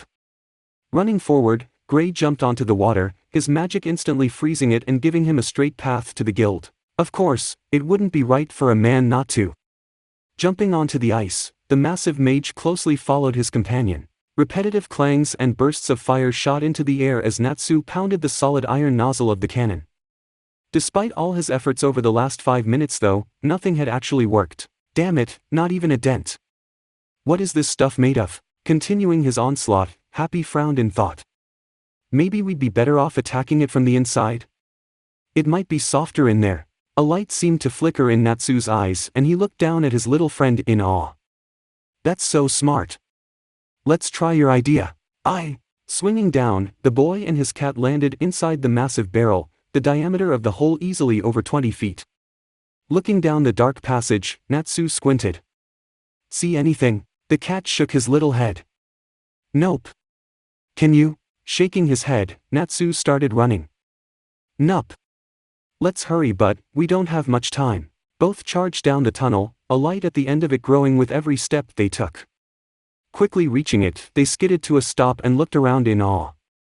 The hole led into a gigantic, cylindrical stone room. The floor and walls weren't all that interesting, but above them sat a massive clock face that easily filled the entire roof. In the middle of the room sat an enormous, clear crystal ball, four smaller balls stationed away from it at equidistant lengths, each with gears and interlocking cogs positioned underneath them. The smaller balls were tinted as well, one being blue, the next red, the one after a pale cream and the last a light brown. Hearing a loud clunk above them, Natsu and Happy looked up to see the minute hand on the clock shift over one and a loud, automated lady's voice call out, 7 minutes till Jupiter fires. Pointing at the orb, Happy frowned. That thing looks like a lacrima that gathers power. It must be a magical convergent cannon. These things emit compressed magic instead of bullets. I've never seen one this big before though. Looking down at the surprising amount of knowledge the little cat had, Natsu raised an eyebrow. So, all we have to do is break this thing then? Happy nodded, and with that, Natsu jumped down to the floor. What he wasn't expecting though was to see Naruto standing there looking around agitatedly, a broken man at his feet. Eyebrows raised, Natsu called out to him. Oi! When did you get in here? Hearing the voice, the blonde turned. Oh, Natsu. I got in here a bit before you, I guess. I wanted to stop this thing but I dunno how. Pointing up, Natsu grinned. All we gotta do is destroy that ball, or so Happy says. Lowering his hand, the boy then looked at the man at Naruto's feet. So, who's that? The man twitched as another spasm shocked his muscles. He had a strange dual-toned hairstyle, one half black, the other half white, pulled back into a top knot. His face had 3 horizontal dashes across his face, the middle being the longest of the 3, stretching from the edge of one cheek, across his nose and all the way to the edge of the other cheek. He had a reddish overcoat on that hid beneath it a black undershirt, fishnets extending down to his wrists from under the elbow-length sleeves. Naruto shrugged. I dunno, he called himself Totemaru. I asked him how to stop this, he said he would never say, he attacked, I beat him, and now he's too unconscious to tell me what you just did. Nodding acceptingly, Natsu grinned. He mustn't have been much of an opponent then. Another resounding clunk filled the room and the mechanical voice called out again. 6 minutes till Jupiter fires. Looking up as the ball in the middle of the room began to glow gently, Naruto turned his gaze back to Natsu. You want me to take care of this? Cracking his knuckles, Natsu shook his head. Nah, I I got it. Crouching down, the boy held his arms out as fire exploded to life around them. Jumping straight up, he reared back a fist. Fire Dragon's wing attack. Twin jets of superheated flames shot out, crossing over each other and aimed directly at the ball. Smashing into it, the crystal groaned for a moment before giving way under the pressure. Fragments shot into the air and both teens had to cover their heads as chunks of the lacrima fell down around them. Raising their heads once it stopped, both boys shared a grin and high-fived each other. Well, that takes care of that. What happens now? Looking up at the roof as Naruto began towing his downed opponent, Natsu frowned. We need to find Jose now. He's the guy who started all this, so let's take the fight back to him. Hearing a thump behind them, both boys looked over to see Elfman and Gray land behind them. They looked around the room before resting their eyes on the pair. So I take that you two managed to stop it? Huh, it looks like I didn't have to come babysit. Growling, Natsu ran up to the ice mage. I didn't ask you to come. If anything, you would have gotten in the way and just made things difficult. Turn around and go back down to the rest of the guild. I got this sorted. Ignoring them, Elfman looked at Naruto. So everything seems okay now? Naruto shrugged. Yeah, I guess. It wasn't too hard. This guy put up a bit of a fight, but he went down easily enough. Looking at the mage, Elfman's eyes widened. Naruto, you said he wasn't that strong. Do you know who he is? Naruto shrugged. Nup, do you? Nodding slowly, the man looked up. That is one of the Elemental Four, Totemaru. He is one of the 5 strongest in all of Phantom Lord, and you said he went down easily. Pursing his lips, Naruto looked down at the twitching mage. He hadn't expected him to be such a high-profile opponent after that performance. Maybe he was just having an off day? Chuckling to himself, Elfman raised an eyebrow. You're a lot stronger than you let on, aren't you, Naruto? Grinning apologetically, Naruto scratched his cheek. Well, everyone's gotta have their secrets, you know? He then found himself squashed against Elfman's chest as the man wrapped a massive arm around his shoulders and pulled him in for a manly hug. Indeed. That is exactly what I would expect of a full-fledged man. Having had his personal bubble well and truly popped, Naruto pulled his head free and stepped back. Yeah, alright. Suddenly the earth beneath them began to shake violently, gears within the walls screaming as something began to happen. Anchoring himself to the floor via chakra, Naruto looked around in suspicion while the other men slid around as the room shook. What's happening now? Feeling the gravity increase, Naruto looked down. That could only mean one thing, that the room they were in was lifting up into the air. Glancing over at the still skidding around mages, Naruto called out to them. I'm gonna go outside and check what's going on. Be right back. Not waiting for a reply, the blonde dashed up the wall and out of the cannon barrel. Reaching the end, he climbed out and looked around in surprise.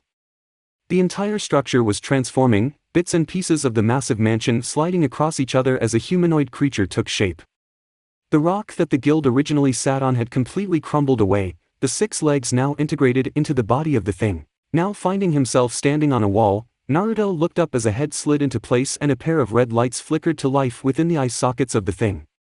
Looking around at the new guild form, Naruto noticed 2 massive arms reach out slowly and start tracing a line in the air. Light seemed to appear from the fingertips as they began to draw some strange floating lines. Frowning, Naruto took one last look at them before running back down to tell the others what he had seen. By the time he'd gotten back though, Happy was standing in front of the trio, explaining what he had overheard from the mages when he had flown back to tell them of Jupiter's destruction. Abyss break. If it fires within 10 minutes, all of Magnolia will be wiped out. Hearing the men gasp, Naruto jogged up. So what did I miss? Gray looked over, his normally lazy expression now much more serious. This thing is readying a massive attack that will obliterate the entire town if we don't stop it. We gotta split up and try find the power source of this thing. The group hummed in agreement before Natsu raised a confident fist. Alright. 10 minutes is plenty enough. Not waiting for any more encouragement, the excitable mage ran from the group, calling out for Happy to follow him. Gray took off next, heading in a different direction, leaving only Naruto and Elfman to watch them disappear. Looking down at the smaller man, Elfman narrowed an eye. Naruto. How strong do you believe yourself to be? Looking up at the unexpected question, the blonde shrugged. Pretty strong, I guess. I can handle myself. Raising an eyebrow, Elfman pushed. Who do you think you are as strong as though? Myself? Natsu? Urza? Wondering where he was headed with this, Naruto turned to face him fully. I'd say about Urza. Why? Elfman turned his gaze to the ceiling. Jose is incredibly powerful. I doubt any of us here could hold him off for any length of time, except you. I want you to find him and if you can, stop him. At least try and delay him long enough so we can find the power source of this wretched thing and stop it from wiping out our home. Naruto looked up at him. He clearly had a lot riding on this. Sighing, Naruto shrugged. No promises. I'll see what I can do. Smiling down at him, the man nodded and then took off. Watching him leave, Naruto took a deep breath and scratched his head. How he kept getting distracted from getting home so often was beyond him. It was like he wasn't meant to or something. Still, there was no way the ninja would leave his friends to face this situation alone. Spying the nearest staircase, the blonde ran off towards it. Growling to himself, Naruto looked around. The giant's internals was a veritable labyrinth of staircases and hallways. He had already tried a number of different passages with his clones but had repeatedly come to a dead end involving a room with nothing of any interest in it. Looking at the next staircase to be tried, Naruto ran up it and to his relief found that it seemed to continue going up. Skidding around a corner, Naruto heard a blast from just up ahead. Hearing a cry of pain and anger, Naruto ran over and looked down a hallway. Spotting Natsu with a giant standing over him, Naruto dashed in and roundhouse kicked the guy in the face with enough force to embed him deep into the far wall. Turning, he looked at the boy as he knelt down trying to catch his breath. You alright? What was that guy trying to do to you? Shaking his head as he breathed, Happy spoke up for him. That's Arya, the wind mage of the Elemental Four. He's the strongest of them all, and Natsu had been getting completely flattened before you turned up. Coughing in protest, the pink-haired boy turned to glare at his companion. I was not. I was just getting warmed up, that's all. Hearing a rumble, the three looked over as the behemoth pulled himself from the hole in the wall. He didn't seem too troubled by the fact that he had just flown face first into a wall either. Sizing him up, Naruto crouched as he readied himself for an attack. The enormous human easily towered over even the likes of Elfman, his girth also being just as impressive. He had a deep green top hat on with a matching long green cape that flowed all the way to the ground, its high-popped collar hiding his face from side views. Under that he had an off-yellow shirt tucked into a pair of baggy blue pants which lead down to a simple pair of shoes. A strange red skull-like pendant hung around his neck, the string holding it up spotted with red crosses. The most curious thing about the man though was that he had a number of bandages wrapped around his eyes. Holding his hands out in front of him, Naruto frowned as a tear began to slip down his cheek from under the bandages. So sad, that a loyal friend of this mage would run in here to only meet his death. It's just so sad. Tears began running down his cheeks faster as the massive man wept, the tears dropping onto his robes and beginning to saturate them. Feeling a bit unsure about this new problem, Naruto looked over at Natsu and Happy. Is this normal? Natsu shrugged. I think so. He cried the whole time I was fighting him. Turning back to the man, Naruto raised his voice. Oi, Arya or whatever your name is. I don't suppose you'll tell us where the power source for this thing is, would you? The tears slowed a bit as the man looked down at them. Oh, I suppose I could, but unfortunately you won't be able to do anything about it. The giant is run from the magical powers of us, the four people of the elements. If you were to beat us, I suppose you could save your guild, but against my airspace magic, you have not a chance in the world. Oh, how cruel this world is. How sad. As Arya broke down again, Naruto looked over at Natsu. You catch your breath for a moment. I'll play with him. Struggling to stand, Natsu wiped his mouth. Don't get in my way. I was just about to finish things up. Raising a disbelieving eyebrow, Naruto gave the boy a gentle push which sent him down flat on his back. That's what I thought. Regain some energy and try again if I haven't beaten him by then. Growling at his own weakness, Natsu looked away indignantly. Fine. Like I care what you do. Rolling his eyes, Naruto looked up to Arya as he walked forward slowly, muttering something about the sadness of his defeat. Growling, Naruto gazed upon his opponent. No one was going to proclaim their victory over him until they had him face down on the ground. Crouching, Naruto decided to test the waters with this guy. Dashing in, Naruto reared back a fist and brought it forward into the giant's gut. What he didn't expect was for the man to shimmer and vanish right before the punch connected. The inertia of the punch carried him through and Naruto was forced to flip and land on his feet. Hearing movement behind him, Naruto rolled to the side, narrowly avoiding a hammer fist that crushed the ground where he had been. Pushing off an arm, Naruto landed back several meters and looked at the crying man. So sad, that you struggle for life while it is only going to desert you. Growling at the never-ending negative cries, Naruto stood up.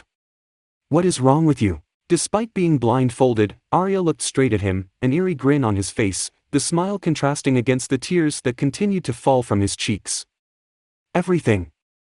That I must have this power to destroy you is sad. That I will destroy you is sad. That no matter what you do, you will still fall, that is sad.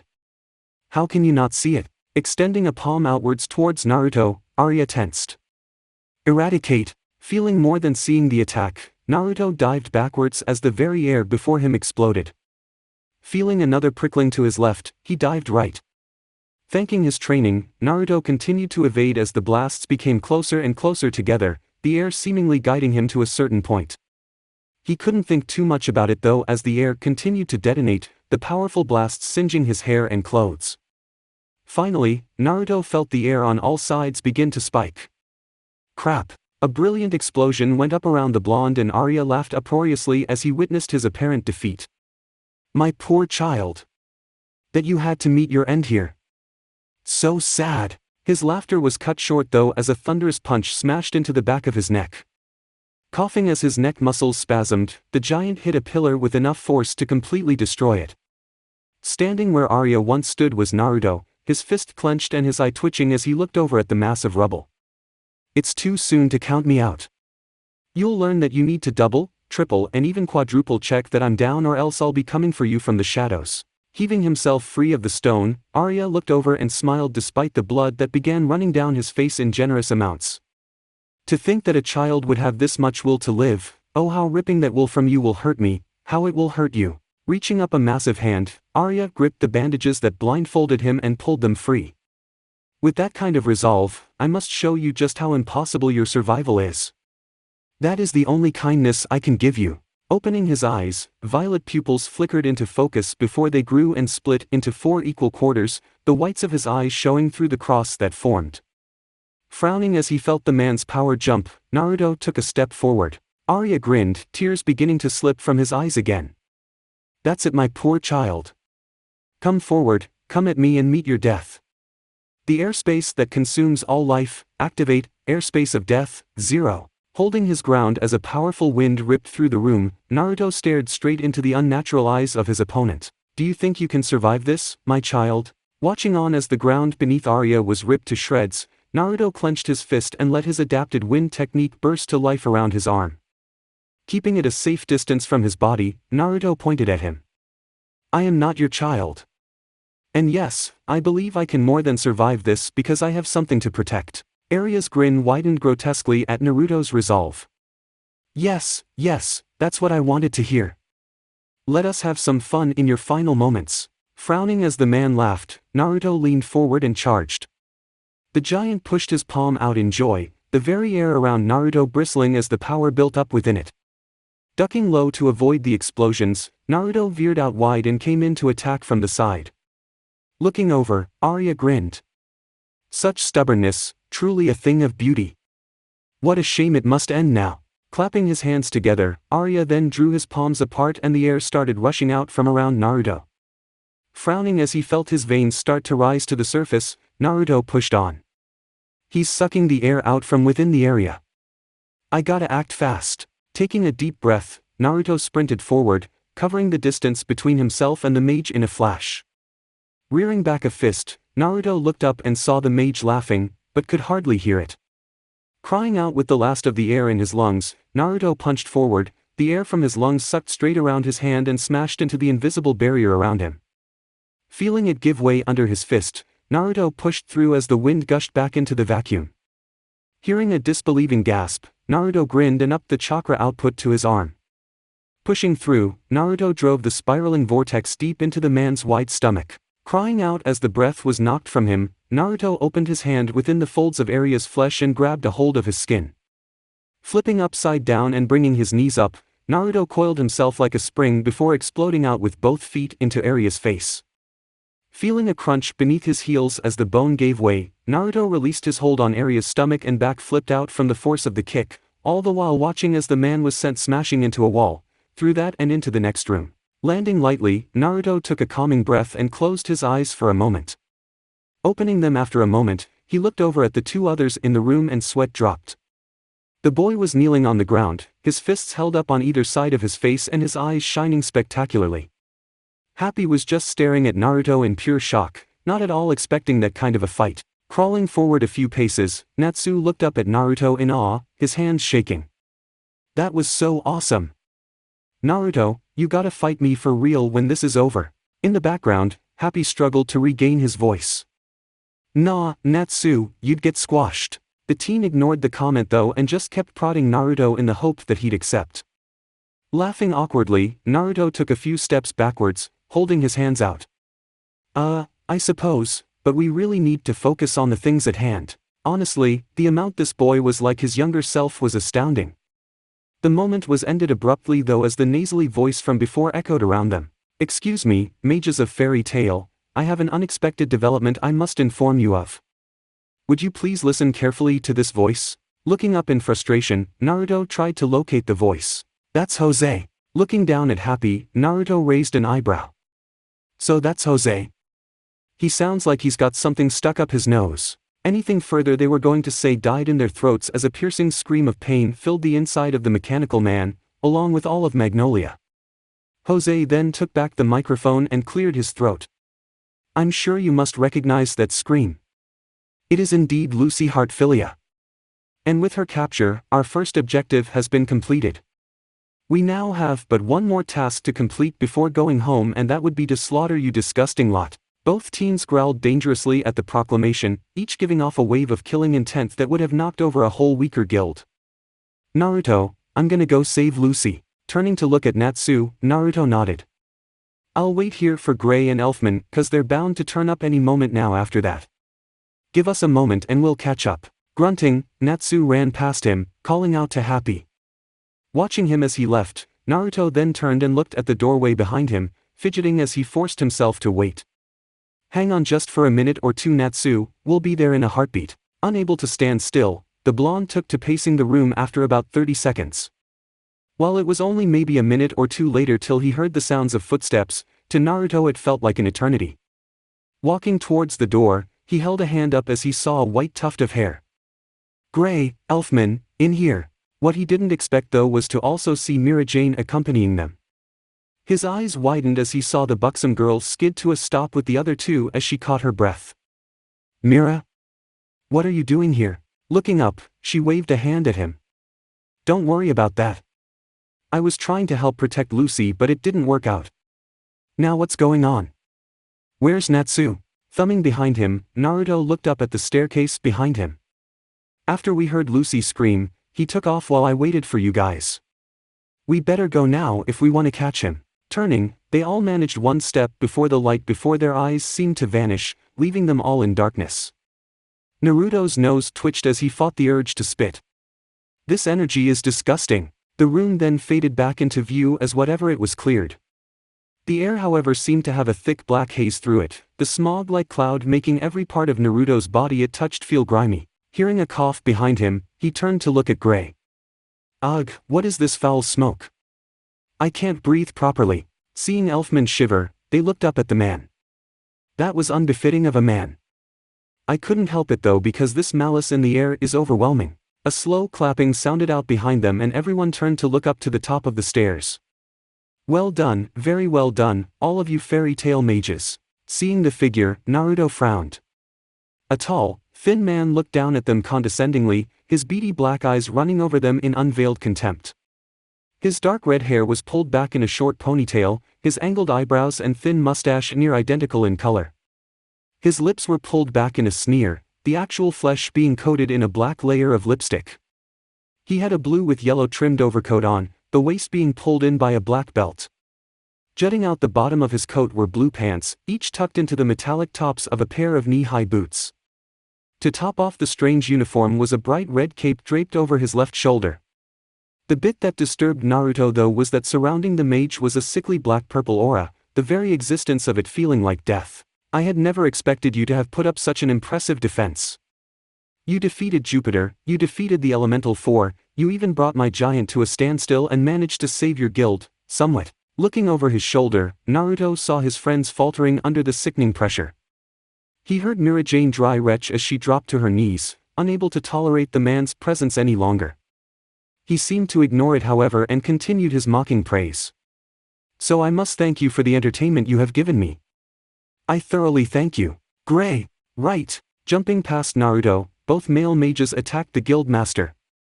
Slamming his hands together, Gray's fists began frosting over as his magic took hold. Ice make, saucer. Elfman's own magic took hold, the glowing light encasing his right arm as it began to change. Once the light faded, his entire limb was now completely made of metal, the enormity of it looking rather out of place even on him. Beast arm, iron bowl. Crying out as they attacked, Mirajane called out from behind them, "No, wait. You can't." Looking up at the attacks, Jose's eye twinkled as he watched the respective abilities target him. Absurd. Raising a single hand, the oppressive feeling in the air seemed to double as a dark purple ring shot out from his hand. Not a moment later, dozens of purple and black spirit-like things shot out and smashed solidly into both mages. Their clothes had holes blown through them despite nothing physical happening to their bodies. Crying out in pain, the two fell solidly to the ground, each hitting with a dull thump. Not even giving them the chance to even think, Jose then swept his arm across in front of him and the entire floor around the two exploded, sending them flying into the air. Mirajane wasn't spared either, the force of the blast sending her flying back, bouncing several times before colliding with a solid chest. Struggling to breathe after being winded, the waitress looked up through one pained eye and saw Naruto behind her, Gray and Elfman on each shoulder. His piercing blue eyes however were trained on Jose, not a flicker of emotion on his face. "You okay?" Holding a hand to her chest, she coughed and nodded. Dropping the two groaning men to the ground, Naruto stood up and walked in front of them. "You best run. I don't want to have to cover you while I fight." Looking up at the blonde in worry, the girl held out a hand. "But Naruto." He held a hand out as Jose began laughing. "No buts. Get out of here. The only thing you should be worried about is whether or not there's enough left of this guild to identify it. Now get moving." Feeling Naruto's own power begin to rise, Mirajane frowned in concern but conceded nonetheless. Turning to the mages behind her, she shook them. "Come on, we gotta go. We don't want to get in the road while Naruto's fighting." Groaning, the men managed to pull their feet under themselves as Mira lent them a shoulder to lean on. Looking back one more time, she saw Naruto staring at her over his shoulder. "Don't worry about me. I'll be back in no time." Nodding as Jose laughed louder, Mirajane turned and helped the men out as fast as she could. Watching them leave until he was sure they were at a safe enough distance, Naruto turned his eyes back to the conceited guild master before him. "Well, well. The hero of fairy tale. If your pathetic guild had a future, I'm sure you would have gone down in the books as one of the best." Naruto didn't move. "I'm not sure where you're getting that idea from, I'm merely friends with them. I haven't joined." Raising an eyebrow, Jose tilted his head. "Oh really? That's interesting, it's not often they're wrong." Frowning, Naruto clicked his tongue. "What do you mean by that?" "Gajeel told me the same thing." The master just shrugged. "Oh, nothing important, really. Now, about your death." Forgetting that last sentence, Naruto crouched. "You best not underestimate me. It wouldn't do you any good." Charging forward with a burst of speed, Naruto swung out at Jose's head. The man didn't even uncross his arms, merely waiting until the last possible moment to dodge. Digging his foot into the ground as he landed, Naruto stopped himself and swung around with a backhand, forcing the man to jump back. Pushing the slight advantage, Naruto stepped in with another round of punches, the mage always just slipping out of reach. Finally though, Jose shot his hand out and gripped Naruto's wrist with a grin. Feeling him begin to pull, Naruto instantly channeled chakra to the floor and gripped the master's hand. His eyes widened in surprise as Naruto managed to reverse the throw and hip-chucked Jose clear across the room. Flipping gracefully, the man landed solidly on the far wall before dropping to the floor. "Alright boy, you have caught my interest. It seems you have some skill." Perhaps I shall entertain you a while longer before I destroy everything you love. Holding a palm out, the man frowned and a magic circle lit up before a thick, black and purple twister shot out at Naruto. Eyes widening as he tracked it, Naruto dashed to the side. Jose simply swept his hand after the ninja, the attack tracking right along after him. Jumping high to avoid it, Jose let out a bark of laughter. Bad move. Flinging his arm upwards, the twister shot straight for Naruto and engulfed him. Before Jose could celebrate though, he had to rapidly raise an arm in defense as a punishing kick shot out at his head from behind. Silently groaning under the immense force behind it, Jose pushed the kick away and jumped back. Frowning at the blonde, he pointed a finger at him. How did you do that? I didn't sense any magical power from you. Naruto shrugged. I'm not your typical mage. That was a little trick I like to call shunshin, body flicker. The mage frowned as he heard the unusual word. He tried it out but found he couldn't quite pronounce it properly. I've never heard of such a thing. You are definitely full of surprises. I'm actually starting to regret not being able to meet you in another life.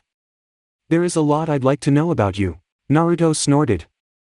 Yeah, well I'm glad I met you here so I could see the kind of scumball you really are. Bristling at the insult, Jose began to glow purple. You'd best watch that tongue of yours, brat, before I rip it from your throat. Standing up calmly, Naruto raised an eyebrow. I've had stronger men than you tell me something along those lines and yet I'm still here. Growling, the mage held his arms out and the ground shook as his power crushed the rock beneath his feet. You're just full of bragging rights, aren't you? He then seemed to disappear as he charged, his magical power fueling his unnatural speed. Used to this kind of speed though, Naruto watched as the man raced in, arms raised and fingers curled in like claws for the attack. Dropping to the floor a moment early, Naruto let Jose pass over the top of him and lashed out with a kick. While not quite on target, it managed to catch the mage just on the outside of his stomach. The blow didn't seem to affect him in the least however as his arms shot down to grasp Naruto's leg. His sharp nails sank deep into Naruto's flesh and the boy bit his lip to stop from crying out. Allowing his rotation to bring him around in a front flip, Jose growled and flung Naruto at the roof. Unable to control himself, such was the speed of the throw, Naruto smashed into the roof with a solid crunch, his body embedding into the stone quite deeply. Coughing as the air was knocked from his chest, Naruto wiped his chin and noticed a small trail of blood running from his mouth. Looking down at his leg through the puncture holes in his pants, he saw the deep perforations healing rapidly, the holes filling in with renewed muscle and eventually flesh. Frowning as he pulled himself free to stand on the roof, Naruto looked down at the glowing mage.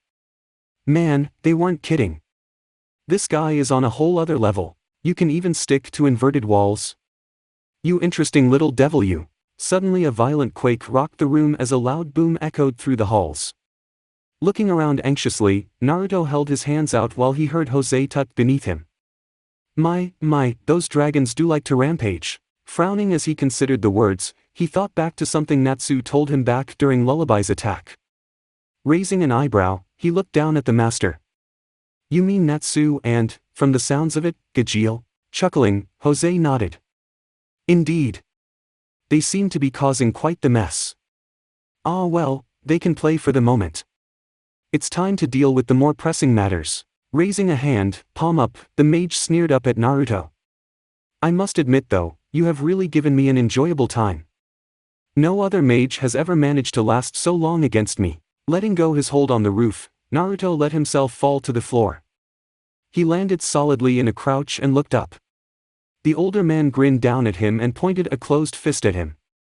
I just can't stand the thought that a person as powerful as yourself is affiliated with that worthless guild. Flicking out his index finger, something shot at Naruto's head at a near impossible speed, catching the blonde square in the middle of the head and blowing him into the back wall with considerable force. Do you know why I didn't finish off Makarov earlier? Groaning as he held a hand to his head, Naruto ignored Jose for a moment as he blinked away the significant amounts of blood that had trickled into his eyes. It was because of despair. Pulling his headband back down to its rightful place, Naruto felt the hole in his scalp heal over, the headache unfortunately lingering a while longer. Sensing an attack, Naruto rolled quickly to the side as whatever spell Jose shot at him before embedded into the rock beside him. Looking up, he saw the mage flick his finger at him again. Jumping up several feet in the air, he felt the blast shoot under him and collide with the rock. Landing, Naruto instantly started running in a zigzag pattern towards his opponent. It was proving difficult, however, as the speed of his attacks were something else. I wanted to show him despair. Skidding to a stop besides a wall, Naruto looked up at the mage and frowned. "What do you mean?" Grinning evilly, Jose lowered his hand. "Let me explain to one lesser than myself. How do you think he would feel if he awoke to find his guild completely destroyed? His family dead? His hometown in tatters? The amount of sorrow he would experience would be intense. I will destroy that man with sorrow and unrest. He will not be able to escape. I'll make him suffer oh so very greatly, right up until the bitter end when he begs for me to end his life." Eyebrows dipping in anger, Naruto growled dangerously. "That is disgusting. Why do you hate him so much?" Jose shrugged. "Phantom Lord has always been the #1 strongest guild. In the whole of Fiori, our powers were unsurpassed, our numbers and even our funds, all unsurpassed. We were the very best. But then, for some reason, Fairy Tail came into considerable power within a few years. Titania Urza. Mystigan. Laxus. Natsu the Salamander, even you, yourself are beginning to create ripples in the magic world, whether you like it or not. With these powerful men and women, Fairy Tail became as well renowned as my own guild. I just could not abide by such a thing, especially seeming it started out as such a disgustingly weak guild." By the end of his speech, Jose was visibly trembling, such was his anger. Naruto was trembling as well, his anger directed at the man before him though. Flashing forward, the two briefly exchanged solid blows, both blowing off a little steam before they came to a standstill again. Struggling to hold himself back, Naruto glared at the man. "So what's your reason for telling me that you have a pathetic little jealousy streak? That you started up this whole battle for your own misguided pride? Jealousy?" The guild master actually looked surprised. "No, not jealousy. I simply wish to make clear that we are the superior guild." Shaking some more, Naruto forced himself to relax. It was a great deal of effort, but eventually he managed. What a pitiable excuse. What? Ugh, I don't even know what to say. Sighing as he felt the familiar boost enter his system, he opened his eyes feeling a great deal calmer than he was a moment ago. Jose seemed to notice the change as well and leaned in. What just happened?" "Something changed." Looking up at him evenly, Naruto relaxed back into the beginning stance of the Kawazu-Kyumite frog kata. "I calmed down. Getting angry won't solve anything. All I need to do is defeat you and then everything will be restored to normality." Growling, Jose lifted his fist again. "Do you really think that just because you're calmer now that you have more of a chance? You might be strong, but you are a complete fool." Flicking his finger out, he expected Naruto to fly back, but widened his eyes in surprise as the attack flew straight through his head. An afterimage. Seeing a flicker of movement in his peripheral vision, Jose weaved to the side, narrowly avoiding the sneak attack. Or so he thought. A thunderous impact smashed into his face as the fist breezed by, the force bending his whole face inwards around the point of contact before being brutally thrown across the room to smash into the far wall with a sickening crunch. He gasped in pain as he felt a few of his ribs crack, such was the force he hit the wall with. Pulling himself free, he dropped to the ground and spat out a wad of blood that filled his mouth.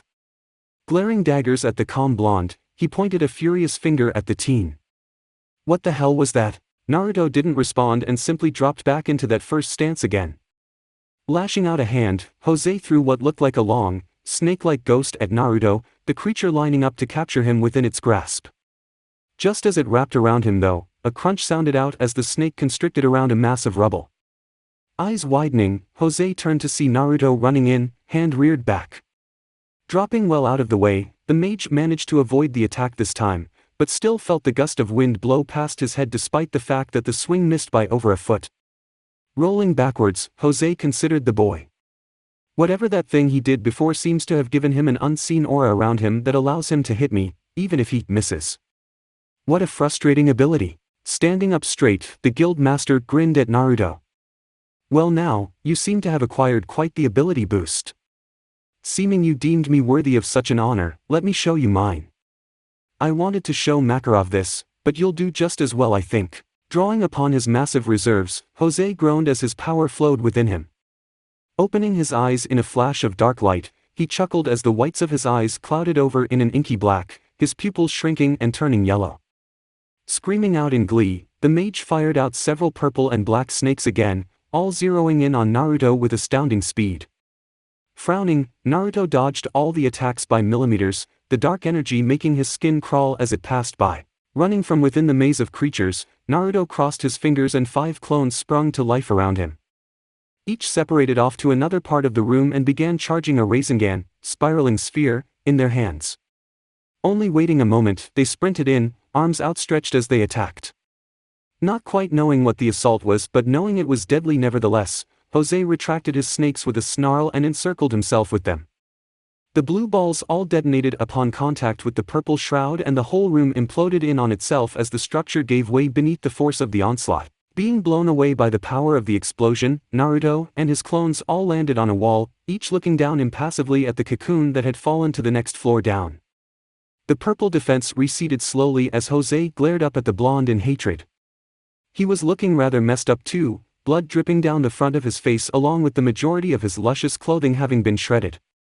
Not wasting a moment however, he lashed out an arm at the nearest teen he could see. Dead wave. The blast rocketed towards the wall, the blonde only just being able to avoid the attack. What he didn't expect was for a ball to shoot out of the original wave and bore a hole straight through his stomach.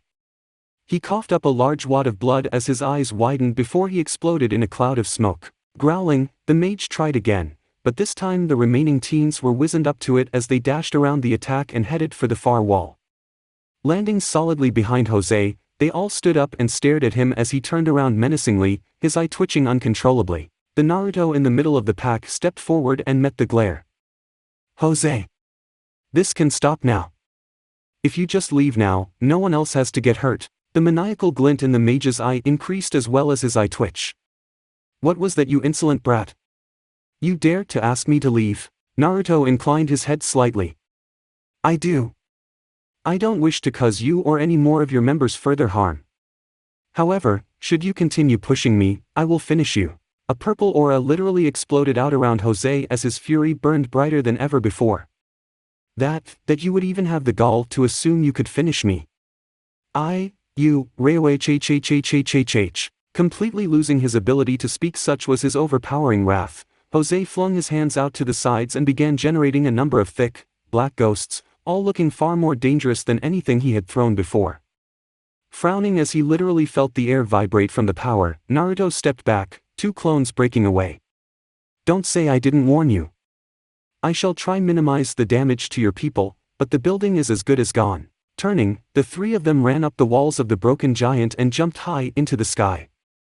His memory was suddenly assaulted with the death of his remaining clones below.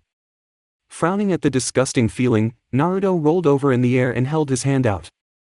The clone either side of him held their hands out beside his own hand and began generating the necessary chakra combinations, a glowing blue light beginning to form in Naruto's palm. Hearing a furious cry from beneath him, Naruto looked down and saw Jose directing his attack into the sky, the snake aimed right at him. A chiming ring began to fill the air as his attack neared the end of its birth, his clones popping when their job was done. Lifting the attack above his head, Naruto took a breath as the ringing ball of bright blue and white light flickered in his hand. Focusing on the very edge of the remains of the giant, Naruto reared his hand back. Futon, Raisin Shuriken, Wind Release, Spiraling Shuriken. The enormous ball was then flung from his hand. It plowed through the heads and bodies of the snakes like they didn't even exist before crashing into the side of the giant not even a second later. The ball seemed to bury into the side of the stone a fair way before the power contained within the attack began to expand. An agonized scream of pure pain echoed above the harsh ringing for a moment before it was swallowed up in the silence that preceded a deafening boom. That's it for the part 5 of this series. Thank you for watching and see you in the next video.